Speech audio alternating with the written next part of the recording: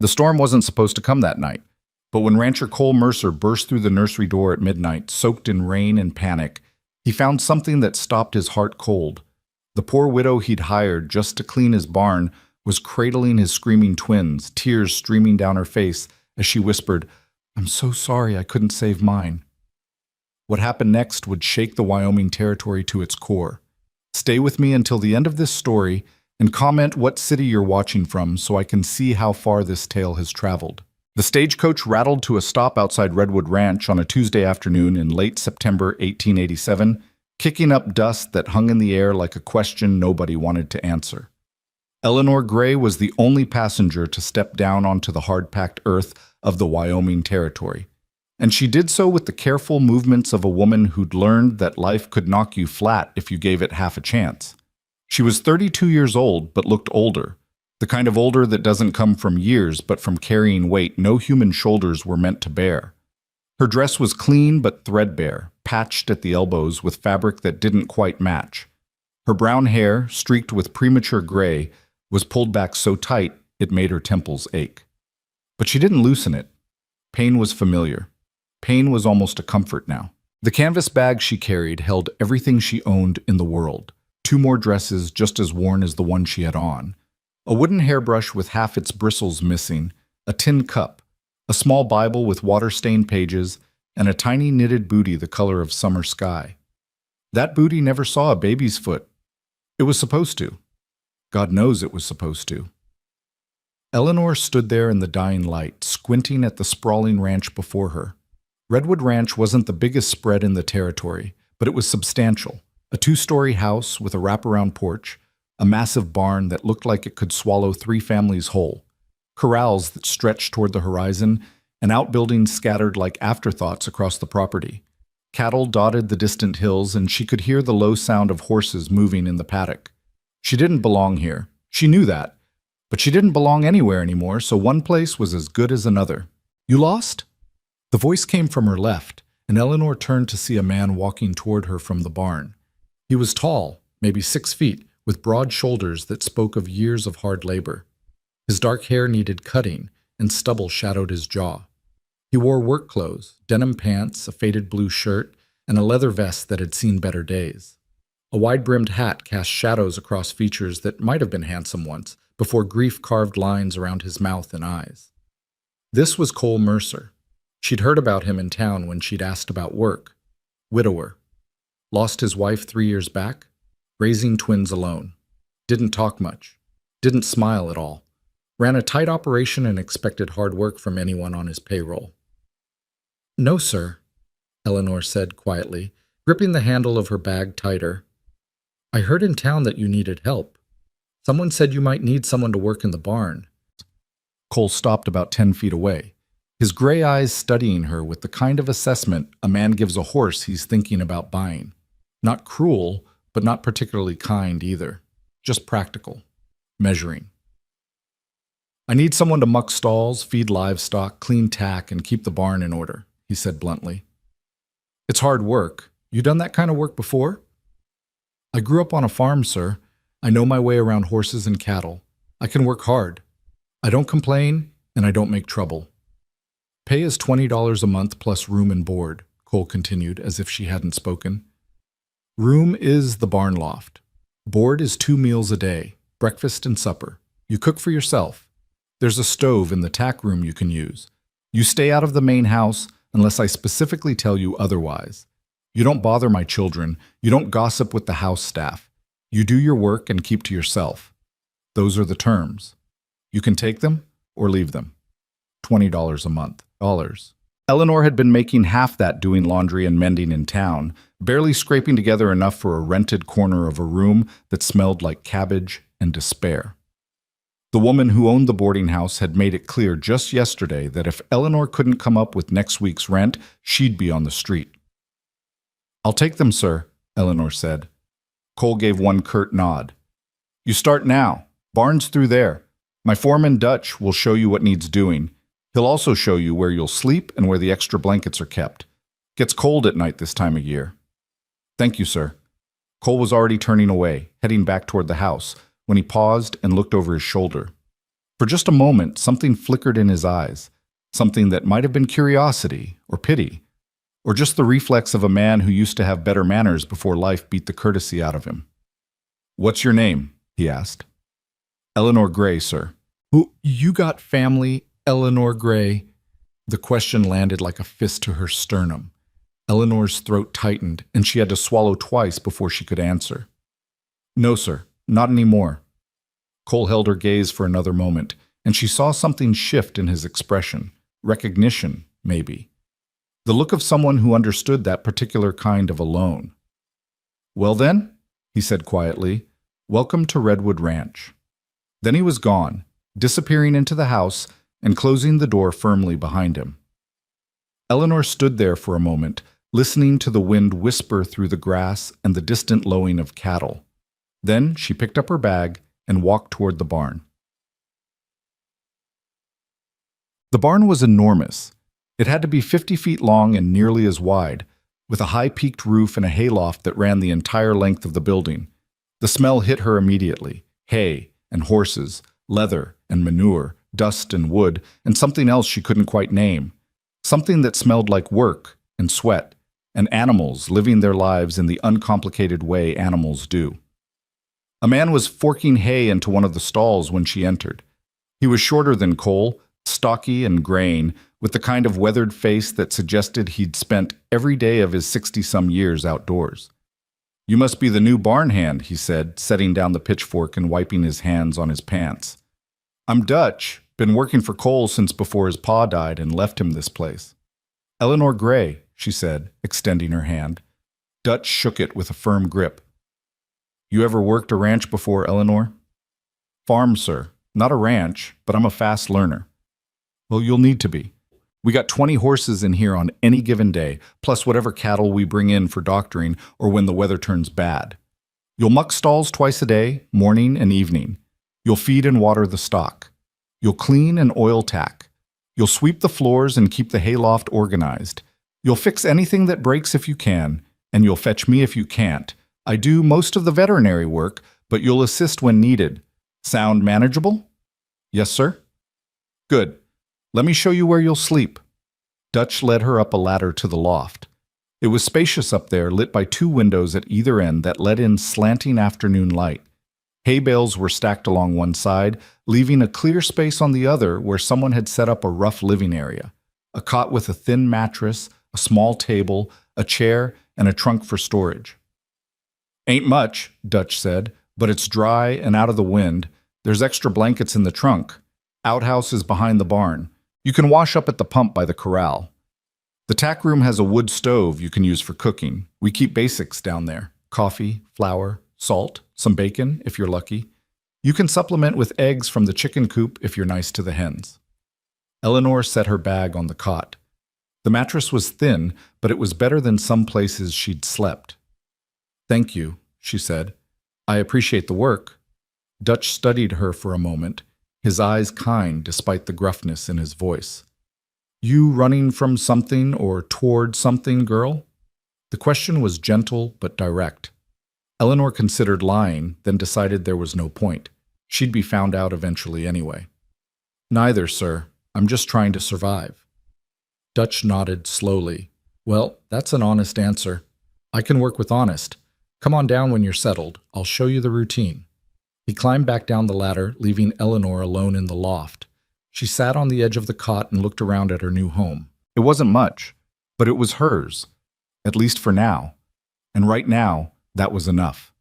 She allowed herself 30 seconds to sit still, to breathe, to let the exhaustion wash over her. Then she stood up, smoothed her dress, and climbed back down the ladder to begin her work. The next 3 weeks passed in a blur of labor that left Eleanor's muscles screaming and her hands raw, despite the calluses she'd built up over the years. She rose before dawn every morning when the sky was still purple and the stars were fading. She'd make her way down from the loft, light a lantern, and begin mucking out the stalls while the horses shifted and nickered in their sleep. There was something peaceful about those early morning hours. The barn was quiet except for the soft sounds of animals breathing and the rhythmic scrape of her shovel against wood. The work was hard, but it was simple, direct. You could see the results immediately: a clean stall where there'd been a dirty one, fresh hay where there'd been old, water buckets filled where they'd been empty. Dutch was a patient teacher, showing her how to properly clean and oil the tack so the leather stayed supple, how to check a horse's hooves for stones or injury, how to measure out grain so each animal got exactly what it needed. He didn't talk much while they worked, but when he did speak, it was usually to share some piece of practical wisdom. "Horse acts up when you're leading it, you check its feet first," he told her one morning. 9 times out of 10, there's a stone or a bruise. Animal can't tell you what's wrong, so you gotta be paying attention. Eleanor paid attention. She paid attention to everything. She paid attention to the rhythms of the ranch, the way the cowboys rode out before sunrise and didn't return until dusk, covered in dust and smelling like cattle and sage. The way the house staff moved around the main building, a handful of women who eyed her with suspicion whenever they came to the barn for fresh eggs or to deliver messages to Dutch. She paid attention to Cole Mercer, though she tried not to. He was a hard man to read. He moved through the ranch like a force of nature, efficient, decisive, and utterly self-contained. He spoke to his men in short, clipped sentences that brooked no argument. He rode out with them most mornings and returned with the same grim set to his jaw that suggested he carried the weight of the whole operation on his shoulders alone. Eleanor saw him from a distance most days. He'd ride past the barn, his eyes sweeping over everything with the practiced gaze of a man who missed nothing. Sometimes he'd stop to speak with Dutch about a horse or a repair that needed doing. He never spoke to Eleanor directly. Barely looked at her, in fact. And she was careful to stay out of his way, to become invisible the way she'd learned to become invisible in every place she'd been since losing everything that mattered. But she saw the house, and she saw the children. They were 3 years old, the twins, a boy and a girl. She'd glimpsed them a few times through the windows of the main house, moving like small ghosts through rooms that seemed too big for them. The house staff mentioned them occasionally, how Miss Lily wouldn't eat her vegetables, how Master Sam had gotten into the flour bin again, how they drove their father to distraction with their endless energy and needs. Eleanor never got close to the house. She honored Cole's instructions to the letter. But sometimes in the evenings when the work was done and she sat in the loft watching the sun set over the Wyoming hills, she could hear them. Laughter sometimes. Crying more often. The high piercing wail of children who needed something they weren't getting. Those sounds reached into her chest and twisted something there. Something that had been twisted so many times it was permanently bent out of shape. She'd lost her baby 4 years ago. A little boy, born too early, who'd lived for 3 hours in her arms before slipping away so quietly she almost didn't notice. She'd been alone then, too. Her husband had died 6 months earlier in a mining accident, and his family wanted nothing to do with the pregnant widow who had no money and no prospects. She'd held her son while he died, and she'd sung to him. A lullaby her own mother had sung to her. And when it was over, when the midwife had gently taken the tiny body from her arms, Eleanor had folded up that song and locked it away in a place so deep inside herself that she thought she'd never hear it again. But she heard it now sometimes, late at night, when the crying from the main house went on and no one seemed able to make it stop. She heard it, and something in her chest ached with a pain that was both old and fresh, both distant and immediate. The first real conversation she had with Cole Mercer happened on a Thursday night in early October. Eleanor was in the tack room, sitting on an overturned bucket and eating a simple supper of fried eggs and bread, when the door swung open and Cole walked in. He looked exhausted, dark circles under his eyes, his hair sticking up like he'd been running his hands through it, his shirt untucked and stained with what might have been spit up. He stopped when he saw her, clearly not expecting anyone to be there. "Sorry," Eleanor said quickly, starting to stand. "I'll take this back to the loft." "No," Cole said, holding up a hand. "Stay. I just came to check if Dutch left the liniment for the bay mare's leg. You seen it?" "Yes, sir. Top shelf, left side." Cole found it, a dark bottle with a handwritten label. He stood there for a moment, holding it, staring at nothing in particular. Eleanor hesitated, then said quietly, "Sir, are you all right?" It was too personal a question. She knew that the moment the words left her mouth. But Cole didn't rebuke her. He just let out a long, slow breath and leaned against the workbench. "The twins," he said finally. "They've been crying for 2 hours straight." I've tried everything, fed them, changed them, walked with them, sang to them. Well, attempted to sing. I can't carry a tune to save my life. Nothing works. The housekeeper says they're just colicky, that all babies go through it. But they're not babies anymore. They're 3. And I don't know what they need. His voice cracked on the last word, and Eleanor saw something she hadn't expected to see. Vulnerability, raw, honest helplessness. My wife, Cole continued, still not looking at her, she would have known what to do. She always knew. She could quiet them with just a touch, just her voice. Me? I'm good with cattle and horses and ledgers, but children? He shook his head. I'm failing them. Every day, I'm failing them. Eleanor set down her plate. Her heart was pounding, and she knew she should stay quiet, should stay in her place. But she couldn't, not when she heard that much pain in someone's voice. Sir, she said carefully, sometimes children cry because they're scared. Not of anything specific, just scared of the big feelings they're having that they don't understand yet. And sometimes what they need isn't someone to fix it or make it stop. Sometimes they just need someone to hold them and let them know they're not alone in it. Cole finally looked at her, really looked at her, maybe for the first time since she'd arrived. You speak from experience? He asked. Eleanor's throat tightened. I had a son, sir, a long time ago. He didn't get to grow up. But in the time I had with him, I learned that sometimes just being there is enough, even when you can't fix it, even when there's no fixing it at all. The silence that followed was heavy with shared understanding. 2 people who'd lost everything, standing in a tack room that smelled like leather and horse sweat, connected by the universal language of grief. I'm sorry, Cole said finally, for your loss. And I for yours, sir. Cole nodded slowly. He pushed off from the workbench and moved toward the door, then paused with his hand on the frame. The barn work, he said. Dutch tells me you're doing a good job, better than the last 2 people we hired. Thank you, sir. And Eleanor? He looked back at her. Call me Cole. Sir makes me feel like my father. Yes, sir. Cole. The corner of his mouth twitched, almost like he might smile. Then he was gone, taking the liniment with him and leaving Eleanor alone with her cold eggs and the memory of the first real conversation she'd had in longer than she could remember. 2 nights later, everything changed. Eleanor was already in the loft, settled into her cot with one of the extra blankets pulled up to her chin against the October chill, when she heard it, crying. Not just fussing or normal childhood tears, but the kind of desperate, inconsolable wailing that spoke of real distress. She tried to ignore it, tried to tell herself it wasn't her business, that Cole had made it clear she was to stay away from the house and the children. But the crying went on, rising in pitch and intensity until it felt like it was drilling directly into her skull. No, that wasn't right. It wasn't drilling into her skull. It was reaching into her chest, into that twisted place where she kept her grief and pulling on something there that refused to stay buried. Eleanor sat up in the darkness, her heart racing. Through the loft window, she could see lights on in the main house, shadows moving past the windows. She could imagine Cole up there, exhausted and desperate, trying everything he knew to comfort children who wouldn't be comforted. Stay out of the house unless I specifically tell you otherwise. Those had been his words, his rules, and she'd agreed to them. But that crying, God, that crying!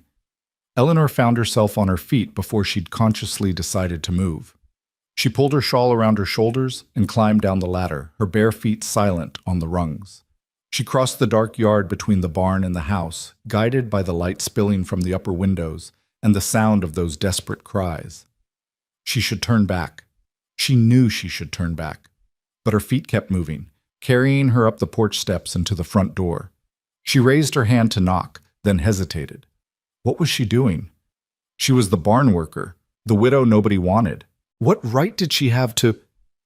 A particularly anguished wail cut through the night, and Eleanor's hand made the decision her mind couldn't. She knocked, 3 firm raps that echoed in the darkness. The door opened a moment later, and a middle-aged woman in a nightdress and cap stood there, her face haggard with exhaustion. This must be Mrs. Brennan, the housekeeper Dutch had mentioned. What do you want? Mrs. Brennan demanded, her voice sharp with irritation and exhaustion. "I heard the children," Eleanor said quietly. I thought perhaps I could help." "Help?" Mrs. Brennan's laugh was harsh. "You're the barn woman. What would you know about children?" "I know crying," Eleanor said simply. "And I know what it sounds like when it won't stop." Before Mrs. Brennan could respond, another voice came from inside the house. "Who is it?" Cole appeared behind the housekeeper, and Eleanor's breath caught. He looked like a man at the end of his rope. His shirt was half unbuttoned, his hair was wild, and he was holding his daughter Lily against his shoulder while she screamed into his neck. His son Sam was visible behind him, clutching his father's leg and crying almost as hard as his sister. "It's the barn woman," Mrs. Brennan said dismissively. "She says she can help." Cole's eyes met Eleanor's across the threshold, and something passed between them, desperation meeting compassion, pride meeting need. "Please," he said, and that single word contained more vulnerability than Eleanor had heard in her entire 3 weeks at the ranch. Mrs. Brennan stepped aside, and Eleanor entered the house. The nursery was on the second floor, a spacious room with 2 small beds, a rocking chair, and walls decorated with painted flowers that must have been the late Mrs. Mercer's touch. It should have been a peaceful, comfortable space. Instead, it felt like a battlefield, with toy blocks scattered across the floor and 2 exhausted adults trying to manage 2 inconsolable children. "I've tried everything," Cole said, his voice ragged as he paced with Lily still screaming against his shoulder. "Fed them, changed them, checked for fevers. Nothing's wrong. They're just crying." Sam was on the floor now, his face red and tear-streaked, his small body shaking with sobs. Mrs. Brennan stood near the door, her arms crossed, clearly at the end of her patience. Eleanor looked at the children, and something in her chest cracked open. "May I?" she asked Cole, holding out her arms for Lily. Cole hesitated for only a moment, then carefully transferred his daughter to Eleanor's arms. The little girl continued to cry, but Eleanor didn't try to stop it immediately. She just held her, one hand supporting her small back, the other gently cradling her head. "It's all right," Eleanor murmured, her voice low and steady. "It's all right to cry, little one. Sometimes the world is too big and too scary, and all you can do is cry." She began to sway gently, an unconscious movement that came from somewhere deep in her body's memory. Not bouncing or jiggling, just a slow, rhythmic swaying like a tree in a breeze. Then, without thinking about it, without giving herself time to remember that she'd locked this away forever, Eleanor began to sing. "Hush now, sweet darling, don't you cry. Mama's here beneath the sky. Stars above will keep you near, nothing in the dark to fear." The song was old, probably older than her grandmother had been. The words were simple, the melody plaintive and sweet. Eleanor's voice cracked on some of the notes. She hadn't sung in 4 years, and her throat was tight with emotion. But she kept going. Cole stood frozen, watching her. Mrs. Brennan's expression shifted from skepticism to something softer. And Lily's screaming began to quiet. Not immediately, but gradually, her sobs becoming hiccups, her rigid body beginning to relax against Eleanor's shoulder. Eleanor kept singing, kept swaying, and as she sang, she became aware of small hands tugging at her skirt. She looked down to see Sam standing there, his tear-stained face turned up to her, his thumb in his mouth. Without breaking the rhythm of her song or her swaying, Eleanor lowered herself to the floor, sitting cross-legged with Lily in her lap. Sam immediately climbed into her lap too, curling against his sister, both of them pressed against Eleanor's chest. Dream of meadows, dream of spring, dream of every gentle thing. Morning comes with golden light. But for now, just sleep tonight. Lily's breathing was evening out now, her small fist clutching Eleanor's shawl. Sam's thumb was still in his mouth, but his eyes were drooping, his body becoming heavy with approaching sleep. Eleanor kept singing, cycling through the verses again, her voice growing stronger as muscle memory took over. She was dimly aware of tears running down her own cheeks, but she didn't stop. She couldn't stop. This was the song she'd sung to her son as he died. The song she'd sworn she'd never sing again because it hurt too much, because it brought back memories so sharp they could cut her to ribbons.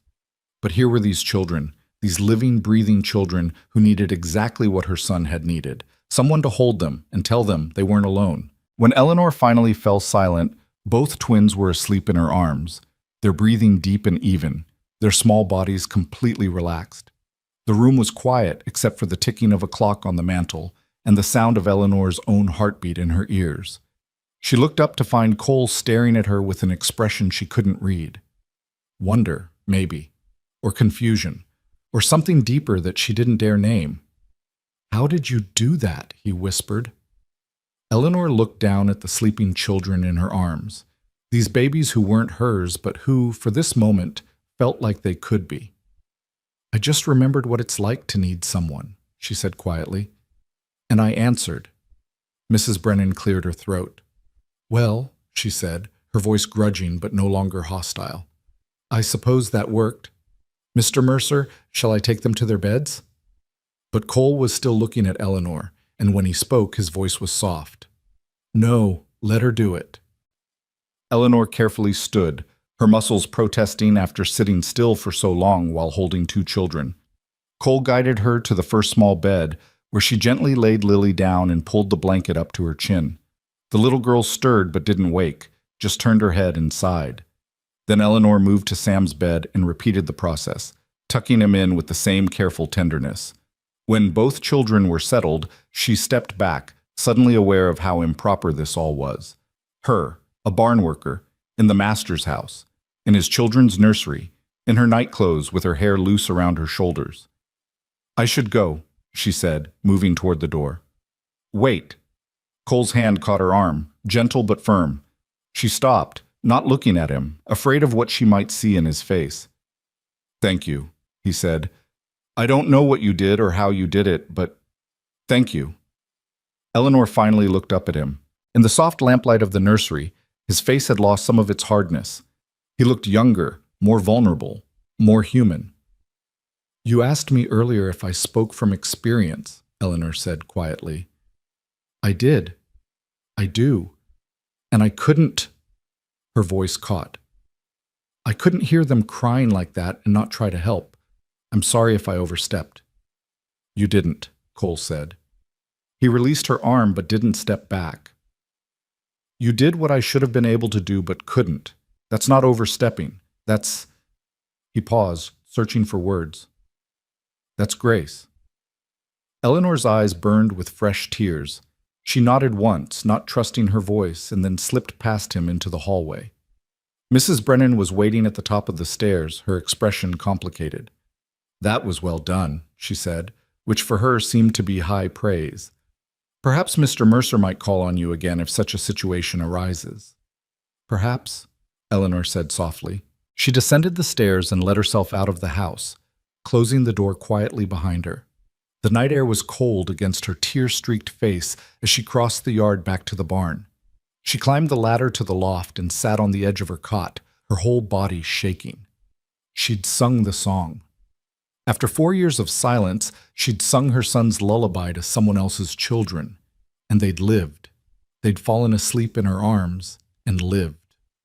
Eleanor buried her face in her hands and wept for her lost son, for these living children, for the man in the house who loved his babies but didn't know how to comfort them, and for herself, the widow who'd thought she'd buried her capacity to mother anything ever again.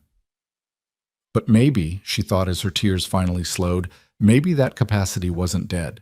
Maybe it was just sleeping, waiting for someone to need it badly enough to wake it up. Outside, the Wyoming night stretched dark and vast overhead, full of stars and secrets and second chances that came when you least expected them.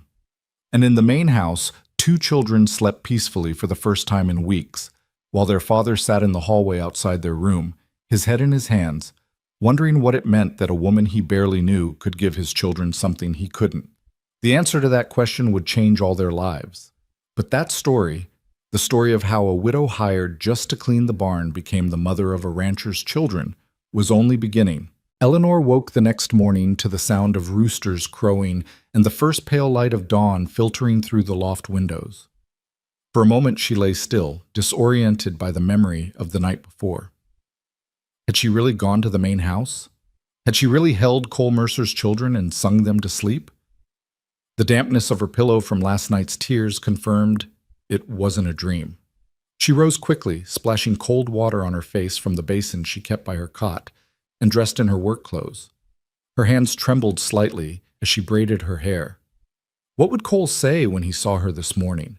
Would he regret allowing her into his home, into that intimate space with his sleeping children? Would he remind her of the boundaries she'd crossed? Dutch was already in the barn when she climbed down the ladder, mucking out the first stall. "Morning," he said, glancing at her. Then he looked again, more closely. "You all right? You look like you didn't sleep much." "I'm fine," Eleanor said, reaching for a pitchfork. "Just a restless night." Dutch studied her for another moment, then nodded. "Well, we've got extra work today. 2 of the mares need shoeing, and Cole wants the tack room reorganized before winter sets in proper. You up for it?" "Yes, sir." They worked in companionable silence for the next hour, the familiar rhythm of labor helping to settle Eleanor's nerves. She was carrying a bucket of water to the last stall when she heard boots on the barn floor behind her. She turned to find Cole standing there, still wearing yesterday's clothes, his eyes bloodshot from lack of sleep. But his expression was softer than she'd ever seen it. "Eleanor," he said, "could I speak with you for a moment?" Her heart jumped into her throat. "Of course!" Dutch, reading the room with the instinct of a man who'd worked with people for decades, announced, "I'll just go check on that fence line," and disappeared out the barn door. Cole waited until he was gone, then said, "The twins slept through the entire night. First time in 2 weeks.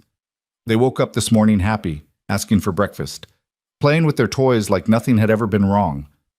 Eleanor set down the water bucket, not trusting herself to speak.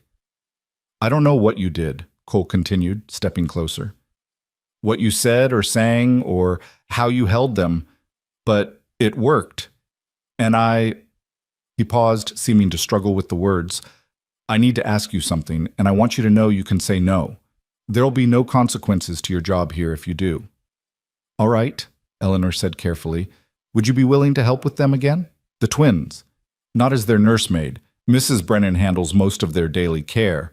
But when they get like that, when nothing else works, would you come? I'd pay you extra, of course. Another $10 a month on top of your barn wages." Eleanor's mind reeled. $30 a month total. That was more money than she'd ever made in her life. But more than that, he was asking her to be part of his children's lives, to step across the invisible line that separated the barn worker from the household. "You don't have to pay me extra," she heard herself say. "If the children need comfort, I'll come. That's not something you should have to pay for."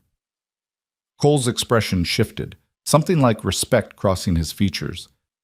"You're a better person than most I've met, Eleanor Gray, but I'll pay you anyway. You're doing work, and work deserves compensation. Is that agreeable?" "Yes," Eleanor whispered. "It's agreeable." "Good." Cole nodded, then seemed to hesitate before adding, "My wife, Catherine, she used to sing to them, different songs, but the way you did it last night reminded me of her. Not because you're like her, but because you gave them what she used to give them, peace, safety. That's a rare gift." "Your wife was lucky," Eleanor said softly, "to have children to sing to." The words came out before she could stop them, raw and honest. Cole's eyes met hers, and in that gaze she saw understanding. "And your son was lucky," he said quietly, "to have a mother who loved him enough to still carry his song after all this time." Eleanor's vision blurred with sudden tears. No one had spoken about her baby like that before. Like he'd been real, like his brief life had mattered. "Thank you," she managed. Cole nodded once more, then turned and walked out of the barn, leaving Eleanor standing there with tears running down her cheeks and her heart feeling both heavier and lighter than it had in years. What? The first week after that night established a new pattern. Eleanor continued her barn work during the day, but 3 times that week, Cole came to fetch her when the twins grew inconsolable. Each time she went to the nursery, held them, sang to them, and somehow, through grace or instinct or the mysterious alchemy of human connection, managed to soothe what no one else could. The house staff watched this development with varying degrees of suspicion and resentment.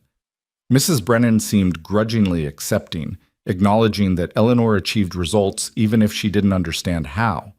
But the younger maid, a woman named Sarah with sharp features and sharper eyes, made her feelings clear. It's not natural, Eleanor heard her say to the cook one afternoon when she'd come to the kitchen to fetch warm milk for Sam, who'd been fussy. A barn woman coming into the house, handling the master's children like she has any right. Mark my words, she's got designs on this place. Now, Sarah, the cook said, though her tone was uncertain, Mr. Mercer asked her to help. It's not like she's pushing her way in. Isn't it, though? Sarah's voice was acid. Convenient, isn't it? Pretty widow shows up with a sad story, worms her way into the barn, then suddenly she's indispensable with the children. Next thing you know, she'll be moving into the house, wearing the late Mrs. Mercer's dresses, playing Lady of the Manor. Eleanor stood frozen in the hallway, the warm milk cup trembling in her hands. That's enough gossip, the cook said firmly. Get back to your work. Eleanor waited until she heard footsteps retreating before she moved. She delivered the milk to the nursery where Mrs. Brennan was trying to coax Sam into drinking it, then returned to the barn without speaking to anyone. That night, lying in her loft bed, Eleanor stared at the ceiling and tried to examine her own heart honestly. Did she have designs on Redwood Ranch? On Cole Mercer? The answer was complicated. She didn't want his land or his money or his position. She'd never been motivated by those things. But his children. God help her, she was already falling in love with his children, with Lily's serious little face and the way she clutched Eleanor's collar when being held, with Sam's gap-toothed smile and the way he called her Elna, because he couldn't quite manage her full name yet. And Cole himself? Eleanor wasn't sure what she felt there. Gratitude? Certainly. Respect for how hard he tried despite his grief. Compassion for a man who loved his children but didn't know how to speak their language. But was there something more? Something that stirred when he looked at her with those gray eyes that had seen too much loss? Eleanor turned over and pulled the blanket up to her chin. It didn't matter what she felt. She was the barn worker. He was the rancher. There was a vast gulf between them that no amount of lullabies could bridge. She needed to remember that, for everyone's sake. October gave way to November, and the Wyoming Territory began its descent into winter. The days grew shorter and colder, frost coating the grass each morning. Eleanor acquired an extra blanket from Mrs. Brennan and spent her evenings in the tack room by the wood stove, mending her clothes and trying to stay warm. The twins continued to have their difficult nights, and Eleanor continued to answer when called. But she also began seeing them at other times. Lily started waiting by the barn door in the afternoons, watching for Eleanor to emerge from mucking stalls. Sam would toddle across the yard with Mrs. Brennan in tow, bringing Eleanor dandelions he'd picked, or interesting rocks he'd found. They talk about you, Mrs. Brennan said one afternoon, her tone neutral but not unkind. Ask for you when you're not around. I don't know if that's good or not, but I thought you should know. Eleanor's chest tightened. I never meant to confuse them or step on your toes, Mrs. Brennan. I know you're the one who cares for them. I care for their bodies, the older woman said. I feed them, clothe them, keep them clean and safe. But you, she paused, choosing her words carefully. You tend something different, something I can't reach. Maybe something they've been missing since their mother died. I'm not trying to replace her. I know that. But maybe they need someone who can give them what she used to. Mr. Mercer, he loves them fiercely. But he's a man, and he's drowning in his own grief. He can't be everything they need, much as he tries. Eleanor nodded slowly. What are you saying? Mrs. Brennan sighed. I'm saying I'm not fighting you anymore. Those children need you. I can see that now, but be careful, girl. The house staff talk, and not all of it is kind. Sarah, in particular, has taken a dislike to you. I've noticed. Then watch your step. A woman in your position, with no protection and no family, can't afford to make enemies. It was good advice, Eleanor knew. But she also knew that some things were worth the risk. And those two small children with their mother's eyes and their father's stubborn chin were rapidly becoming worth everything. The crisis came on a Tuesday night in mid-November. Eleanor was in the loft, already in her nightdress and preparing for bed, when she heard shouting from the main house. Not crying this time, but adult voices raised in alarm. She was down the ladder and running across the yard in her bare feet before she'd consciously decided to move. The front door stood open, and she rushed inside to find chaos. Cole was on the stairs carrying Sam, whose face was flushed bright red and whose breathing was labored and wheezing. Mrs. Brennan was right behind him with Lily, who was crying hysterically. "What happened?" Eleanor demanded. "Fever," Cole said tersely. "Both of them. Started an hour ago. Sam can't breathe right." Eleanor looked at the little boy in Cole's arms and felt ice slide down her spine. She'd seen this before, in children on the farm where she'd grown up. Croup, they'd called it. It could be deadly if it got bad enough. "We need steam," she said immediately. "Bring him to the kitchen. Mrs. Brennan, set water to boil. Multiple pots. We need this room full of steam." For a moment, everyone froze, surprised by the command in her voice. Then Cole was moving, carrying Sam toward the kitchen, and Mrs. Brennan was hurrying ahead to fire up the stove. Eleanor took Lily from Mrs. Brennan's arms. The little girl was burning up, her forehead hot against Eleanor's cheek. "Sarah!" Mrs. Brennan shouted. "Fetch cold water and cloths, now!" The next hour was a blur of controlled panic. They closed the kitchen doors and windows, letting the room fill with steam from the boiling pots. Cole held Sam upright, the little boy's chest heaving with each labored breath, while Eleanor showed him how to tent a towel over Sam's head to trap the steam. "Breathe, baby," Cole murmured, his voice rough with fear. "Come on, Sam. Breathe for Papa." Eleanor worked on Lily, sponging her burning skin with cool water, trying to bring the fever down. The little girl whimpered and cried, but gradually the flush in her cheeks began to recede. "Is he getting better?" Cole asked, his eyes wild with fear as he looked at Eleanor over Sam's dark head. Eleanor moved closer, listening to Sam's breathing. It was still labored, still wheezing, but the panic-inducing rasp had eased slightly. "The steam is helping," she said. "Keep him in it. Keep talking to him. Let him hear your voice." "I don't know what to say. Anything. Tell him about the ranch, about the horses, about tomorrow. Just let him know you're here." Cole nodded and began speaking in a low, steady voice. "Remember that bay mare, Sam? The one you liked? Tomorrow, when you're feeling better, we'll go see her. You can give her an apple. She likes apples almost as much as you do." Eleanor worked between both children, monitoring their breathing, their temperatures, their responses. Mrs. Brennan kept the water boiling, refreshing the steam. Even Sarah, despite her hostility, worked efficiently, bringing clean cloths and fresh water when needed. It was nearly midnight when Sam's breathing finally eased to something close to normal. His fever broke around 1 in the morning, sweat soaking his small body as his temperature dropped. Lily's fever had broken an hour earlier, and she'd fallen into an exhausted sleep in Eleanor's arms. Cole slumped against the kitchen wall, still holding Sam, his face gray with exhaustion and lingering fear. "How did you know what to do?" he asked Eleanor. "My father's farm," she said quietly, gently shifting Lily to a more comfortable position. "We lost a child to croup when I was young, a neighbor boy. After that, my mother learned everything she could about treating it. She taught me. Said you never know when knowledge like that might save a life. It saved one tonight," Cole said, his voice thick. "Maybe 2. If you hadn't been here, if you hadn't known—" He couldn't finish the sentence. "But I was here," Eleanor said firmly, "and they're going to be fine." Mrs. Brennan, sitting at the kitchen table with her head in her hands, looked up. "You should sleep here tonight," she said to Eleanor. "Both of you should. Stay close to the children in case they take a turn." It made sense, but Eleanor hesitated. "I don't want to presume—" "You've earned the right to presume," Cole interrupted. "Mrs. Brennan is correct. We'll all stay down here tonight. There's a settle in the parlor that's long enough to sleep on, and the couch in the library. I'll take one, you take the other. Mrs. Brennan, can you set up a temporary bed for the twins in the drawing room, somewhere we can all hear them if they need us?" "Already planning it," Mrs. Brennan said, pushing herself to her feet. Within an hour, they'd created a makeshift sick room in the drawing room. Both twins were settled on a pallet of blankets and pillows on the floor, still sleeping deeply. Cole took the settle in the parlor, positioned where he could see through the drawing room doorway.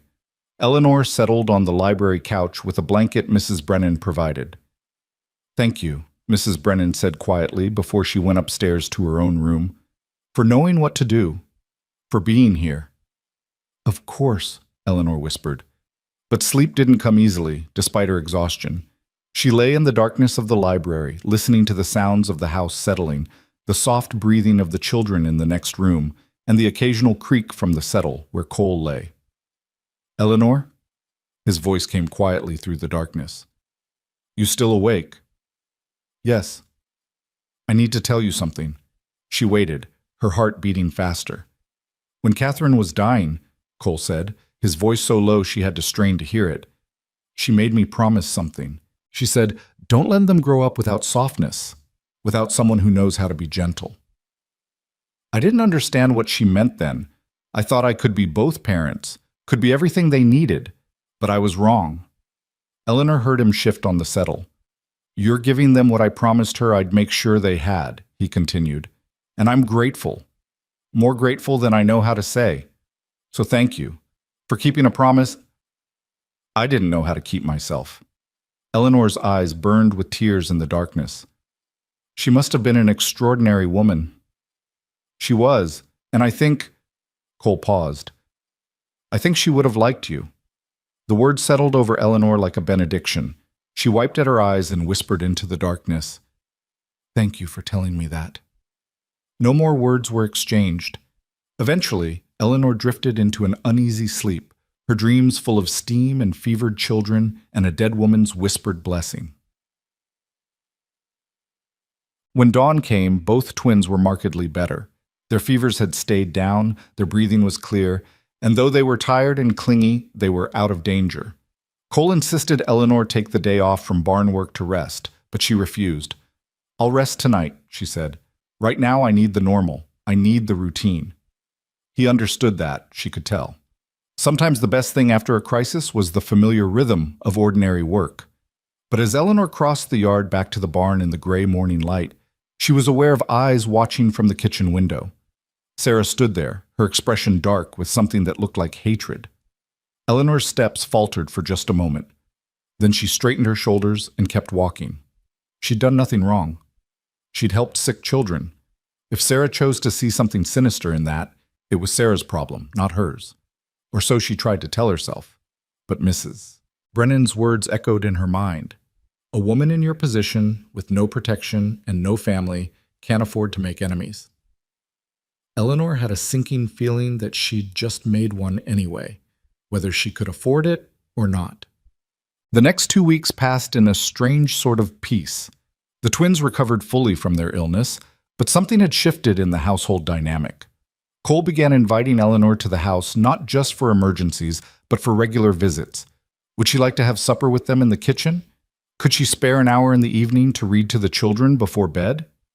Eleanor agreed to these invitations cautiously, always aware of her position, always careful not to overstep.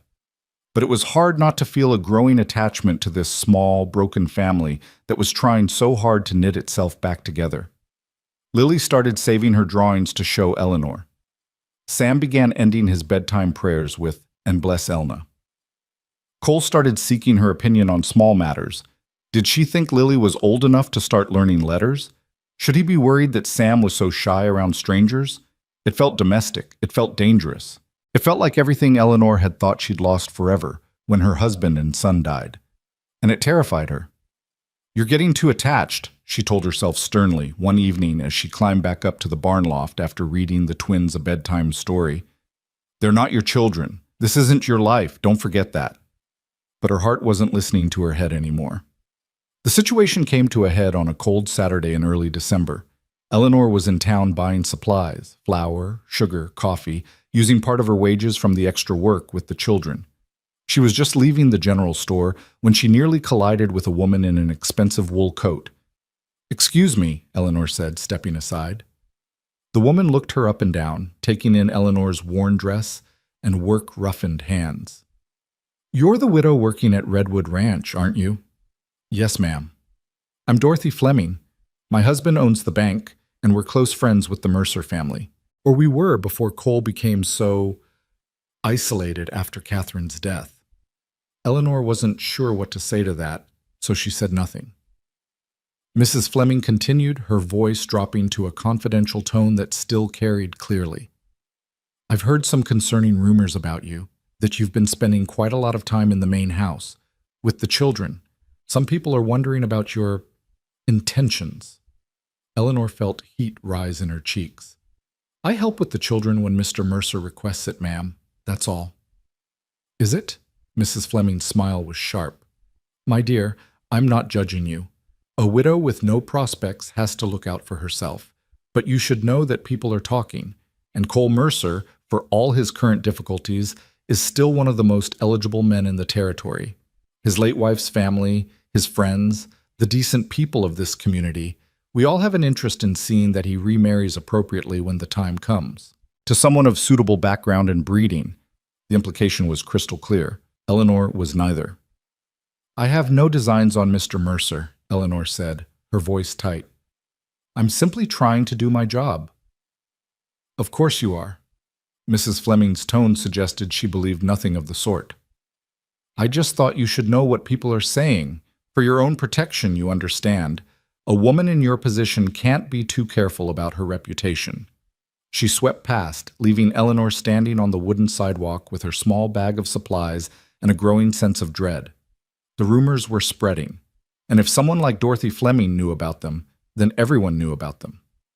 Eleanor walked back to the ranch in the gathering dusk, her mind churning. She should distance herself from the main house, from the children, from Cole.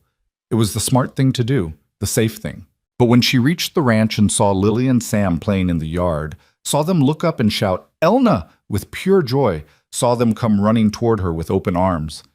How could she walk away from that? She caught them both in a hug, one on each side, and felt their small bodies pressed against her, trusting and warm and alive. We missed you, Lily said. Papa said you went to town. Did you bring us anything? Eleanor had bought them each a peppermint stick with her own money, unable to resist. She pulled them from her pocket now, and the twins' faces lit up with delight. What do you say? Came Cole's voice from the porch. Thank you, Elna, they chorused. Eleanor looked up to find Cole watching her with an expression that made her breath catch. It wasn't the look of an employer watching his hired help. It was something warmer, something more personal, something that could get them both into serious trouble. Children, go wash up for supper, Cole said. Take your treats with you. Eleanor, could I speak with you for a moment? Eleanor's stomach clenched as the twins ran off toward the house. She followed Cole to the porch, where he leaned against the railing and studied her face. Something happened in town, he said. It wasn't a question. How did you know? You have a terrible poker face. What was it? Eleanor hesitated, then decided he deserved the truth. I ran into Mrs. Dorothy Fleming. She informed me that people are talking about my presence here, about my work with the children. She suggested that I might have inappropriate intentions regarding your household. Cole's jaw tightened. Dorothy Fleming is a gossiping busybody who has nothing better to do than mind other people's business. Perhaps, but if people are talking, let them talk. Mr. Mercer, Cole, you don't understand. This could damage your reputation, the children's reputation.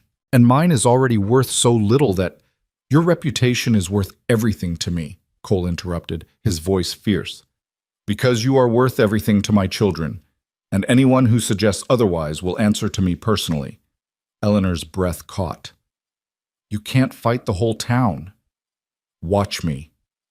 Cole stepped closer, and Eleanor was suddenly very aware of how little space separated them. Eleanor, I don't care what Dorothy Fleming or anyone else thinks. You've been a gift to this family. You've given my children something I couldn't give them. You've given me... He paused, seeming to struggle with the words. You've given me hope that maybe we can be whole again someday. I won't give that up because of small-minded gossip. But the children love you. I see it every day, and I... He stopped, his expression shifting to something Eleanor couldn't quite read. I'm grateful for you, more than you know. There was something unspoken in those words, something that hung in the air between them. Eleanor knew she should step back, should put physical and emotional distance between them, but she couldn't seem to make herself move. I'm grateful too, she whispered, for the work, for the chance to be needed again. Cole reached out and tucked a strand of hair behind her ear, his fingers gentle. The gesture was too intimate, too tender, and Eleanor knew she should pull away, but she didn't. Elna, Papa, supper's ready. Sam's voice called from inside. The spell broke.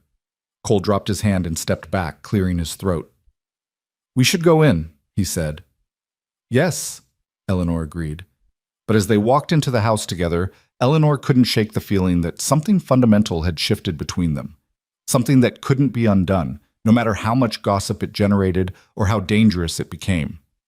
She was falling in love with this family, with the children who called her name and brought her flowers, with the man who looked at her like she was something precious instead of just another hired worker. And God help her, she didn't know how to stop. December arrived with a vengeance, bringing snow that blanketed the Wyoming territory in white silence. The ranch slowed its pace as winter settled in. The cattle moved to lower pastures, the horses spending more time in the barn than out. Eleanor's world contracted to the warm spaces she could occupy. The barn with its animal heat, the tack room with its wood stove, and increasingly the main house where two small children waited for her each evening. The gossip that Mrs. Fleming had warned about didn't disappear. If anything, it intensified. Eleanor could feel it in the way conversation stopped when she entered the general store, in the sidelong glances from ranch hands, in the tight-lipped disapproval of some of the townsfolk when they saw her walking with the twins on the rare occasions Cole brought them into town. But Cole kept his word.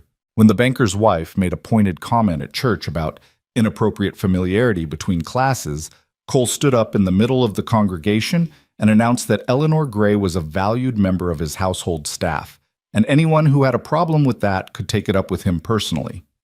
No one did. Sarah, however, was another matter entirely. The maid's hostility had evolved from mere dislike into something more poisonous. She accidentally spilled dirty wash water on Eleanor's clean clothes hanging to dry. She spread whispers among the other staff that Eleanor was trying to trap Cole into marriage, that she was using the children to worm her way into his bed and his fortune. She went out of her way to make Eleanor's visits to the house as uncomfortable as possible. "The master wants his children read to in the nursery, not the kitchen," Sarah said one evening, her voice dripping with false sweetness. "I'm sure even you can understand the difference between servant spaces and family spaces." Eleanor bit back a sharp retort. "Of course. Thank you for clarifying."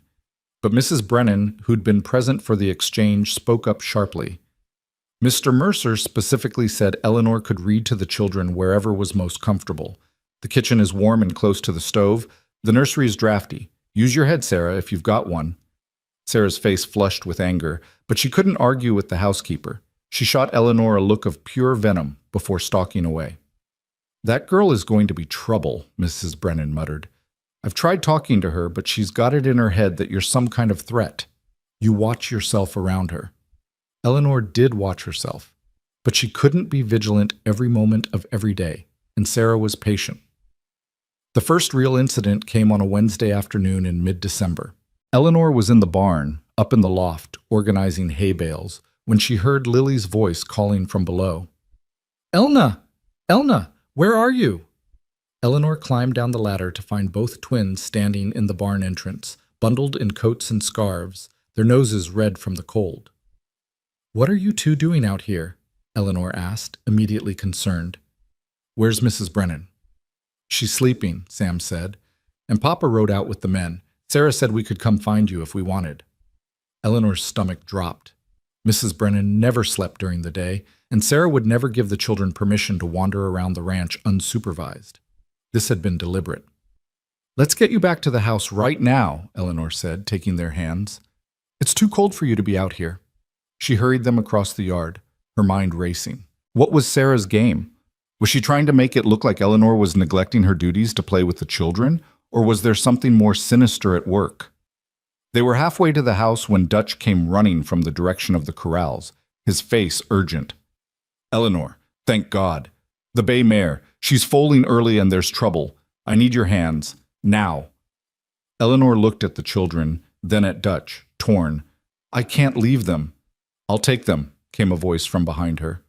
Eleanor turned to see Sarah standing on the porch, her expression all false concern. "Poor dears, out in this cold. Come along, children. Let's get you warmed up." Lily clung to Eleanor's skirt. "I want to stay with Elna." "Lily, sweetheart, I have to help with the horse," Eleanor said, crouching down to the little girl's level. "You go with Sarah and get warm. I'll come see you as soon as I can, all right? Promise? I promise. Reluctantly, the twins went with Sarah. Eleanor watched them go, unease prickling at the back of her neck, but Dutch was already pulling her toward the barn. She's in bad shape, he said as they ran. Breech birth. If we don't get that foal turned, we'll lose them both. The next 2 hours were a blur of blood and sweat and desperate effort. Eleanor had helped with difficult births before, back on her father's farm, but this was one of the worst she'd seen. The mare was exhausted, the foal was stuck, and every minute that passed decreased their chances of survival. There, Eleanor gasped, her arms aching from being shoulder-deep in the birth canal. I've got the leg. Pull when I say. Together, they managed to turn the foal. It slipped out in a rush of fluid, limp and not breathing. Eleanor's heart sank, but Dutch was already there, clearing the foal's airways, rubbing it vigorously with hay. Come on, little one, he muttered. Come on. For a long, terrible moment, nothing happened. Then the foal gasped, coughed, and drew a shuddering breath. That's it, Dutch said, relief flooding his face. That's it. Eleanor slumped against the stall wall, exhausted and covered in birth fluids, but grinning. The mare was already nuzzling her foal, making the low sounds of a mother greeting her baby. You did good, Dutch said, clapping Eleanor on the shoulder. Real good. Couldn't have saved them without you. You would have managed. No, I wouldn't have. Dutch's expression was serious. You've got a gift with animals and with people, from what I've seen. This ranch is lucky to have you. Eleanor's throat tightened with emotion. Thank you, Dutch. That means a lot. Now go get yourself cleaned up and go see those twins. They'll be wanting to know you kept your promise. Eleanor washed as best she could at the pump, though she knew she still smelled like horse and hay. Then she hurried to the main house as the winter sun began to set, painting the snow in shades of pink and gold. The house was strangely quiet when she entered. No sounds of children playing, no clatter from the kitchen where supper preparations should be underway. Hello? Eleanor called. Mrs. Brennan? No answer. Eleanor climbed the stairs to the nursery, her unease growing with each step. The door was closed, which was unusual. She pushed it open. The room was empty. The children's beds were neatly made, their toys put away. No sign of Lily or Sam. Eleanor's heart began to pound. She checked the other upstairs rooms, calling their names. Nothing. She ran back downstairs, checking the kitchen, the parlor, the library. Empty. All of them. She found Mrs. Brennan in the housekeeper's room off the kitchen, just waking from what looked like a deep sleep. The older woman's eyes were unfocused, her movements sluggish. Mrs. Brennan, where are the children? What? The children? Mrs. Brennan shook her head as if trying to clear it. They were with Sarah. I needed to rest my eyes for a moment. I don't know what came over me. Eleanor's blood ran cold. She'd seen this before. Her grandmother, dosed with laudanum when she was sick. That unnatural, heavy sleep. Where's Sarah? I don't know. She said she was going to take the children for a walk before supper. In this weather? In the dark? Eleanor was already moving, grabbing her shawl from where she'd left it. How long ago? An hour? Maybe more? Eleanor, what's wrong? But Eleanor was already out the door, running into the gathering darkness, calling the twins' names at the top of her lungs. The snow had started falling again, light flakes that would soon cover any tracks. Eleanor ran to the barn first, thinking maybe Sarah had brought them there, but it was empty except for the horses and the new foal. She checked the other outbuildings, the chicken coop, the smokehouse. Nothing. Panic was starting to claw at her throat now. Where would Sarah take them? And why? Then Eleanor remembered the old line shack about a mile from the main ranch buildings. It was used during spring roundup, but sat empty most of the year. It would be cold, isolated, and far enough away that no one would hear the children if they cried. Eleanor started running toward it, her breath coming in gasps, her feet sliding on the snowy ground. She had no coat, no gloves, nothing but her shawl and her mounting terror.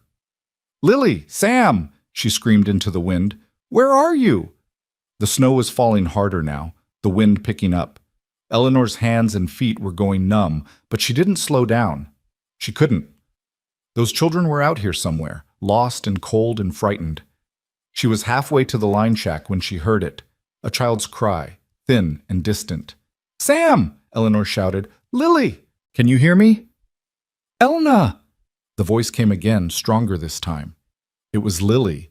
Eleanor ran toward the sound, her lungs burning, her muscles screaming. And there, huddled against a fallen tree, she found them. Both twins were there, coatless despite the cold, their faces red and tear-streaked. They were alone. No sign of Sarah anywhere. Eleanor fell to her knees beside them, gathering them into her arms. They were cold, so cold, but they were alive and breathing, and here. "It's all right," she gasped, wrapping her shawl around them both, pulling them against her body for warmth. "I've got you. You're safe now." "Sarah said we were going to see the baby horses," Lily sobbed. "But then she left us here. She said Papa didn't want us anymore. She said we were bad children and we had to stay here." "She's lying," Eleanor said fiercely, rubbing their arms and backs, trying to generate heat. "Your Papa loves you more than anything in the world. And I love you.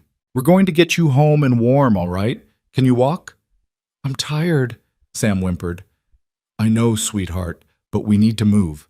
We need to get you out of this cold." Eleanor tried to stand with both children, but her legs wouldn't support the weight. She was exhausted from the foaling, frozen from the cold, and now trying to carry 2 3-year-olds. She got them both standing and started walking, half carrying, half dragging them through the deepening snow. The wind was bitter, cutting through her thin dress like knives. She could barely feel her feet anymore, and her hands were clumsy and stiff. They'd gone maybe 100 yards when Eleanor's vision started to blur. Her body was shutting down, hypothermia setting in. She tried to push through it, but her legs gave out, dumping all 3 of them into the snow. "No," Eleanor whispered. "No, I have to get them home. I promised." She tried to stand again, but couldn't. Her body wouldn't obey anymore. So instead, she pulled the twins against her, wrapped her shawl and her body around them as best she could, and held them tight. If she couldn't get them home, she would at least keep them warm. She would give them every bit of heat her body could provide, even if it meant freezing to death herself. "Tell me a story, Elna," Lily whispered against her chest.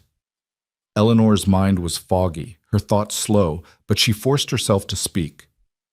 "Once upon a time," she began, her voice slurred, "there was a little girl and a little boy who were the bravest children in all the world." She was still telling the story, her words becoming less coherent, when she heard the sound of horses' hooves and men's voices shouting through the storm. "There! I see something!" Strong arms lifted her, pulled the children from her grip. She tried to fight, tried to hold on to them, but she had no strength left. "Easy, Eleanor, easy. We've got them. They're safe."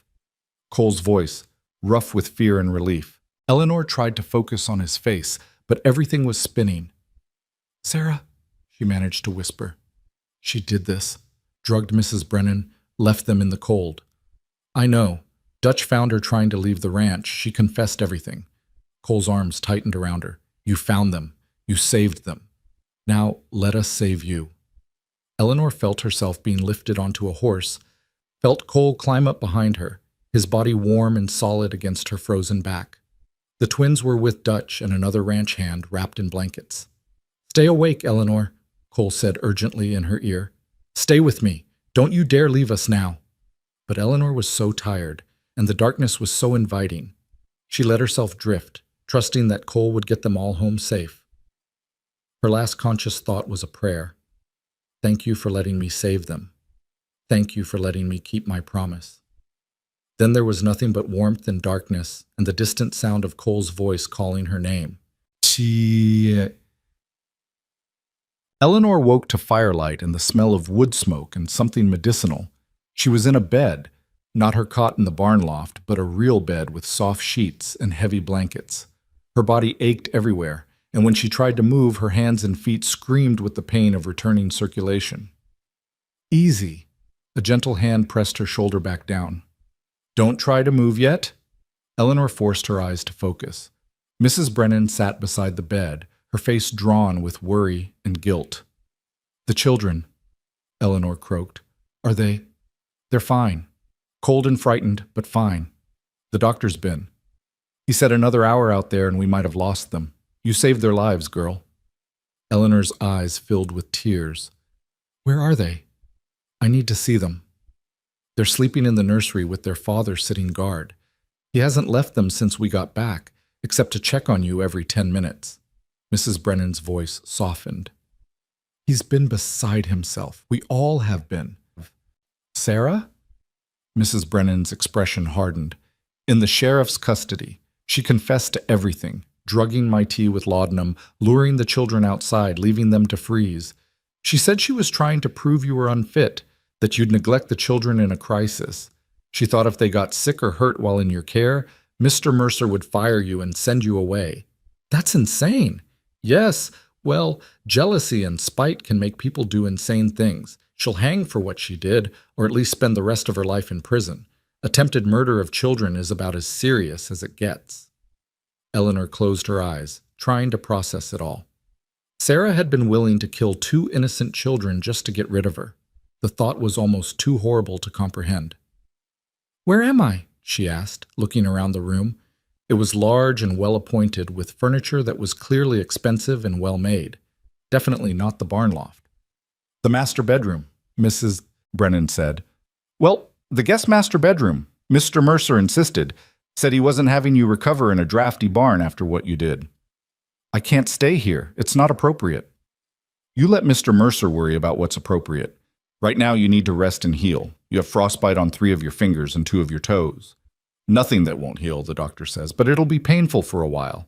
You're also recovering from severe hypothermia and exhaustion, so you're staying in this bed until the doctor says otherwise, and that's final. There was no arguing with that tone.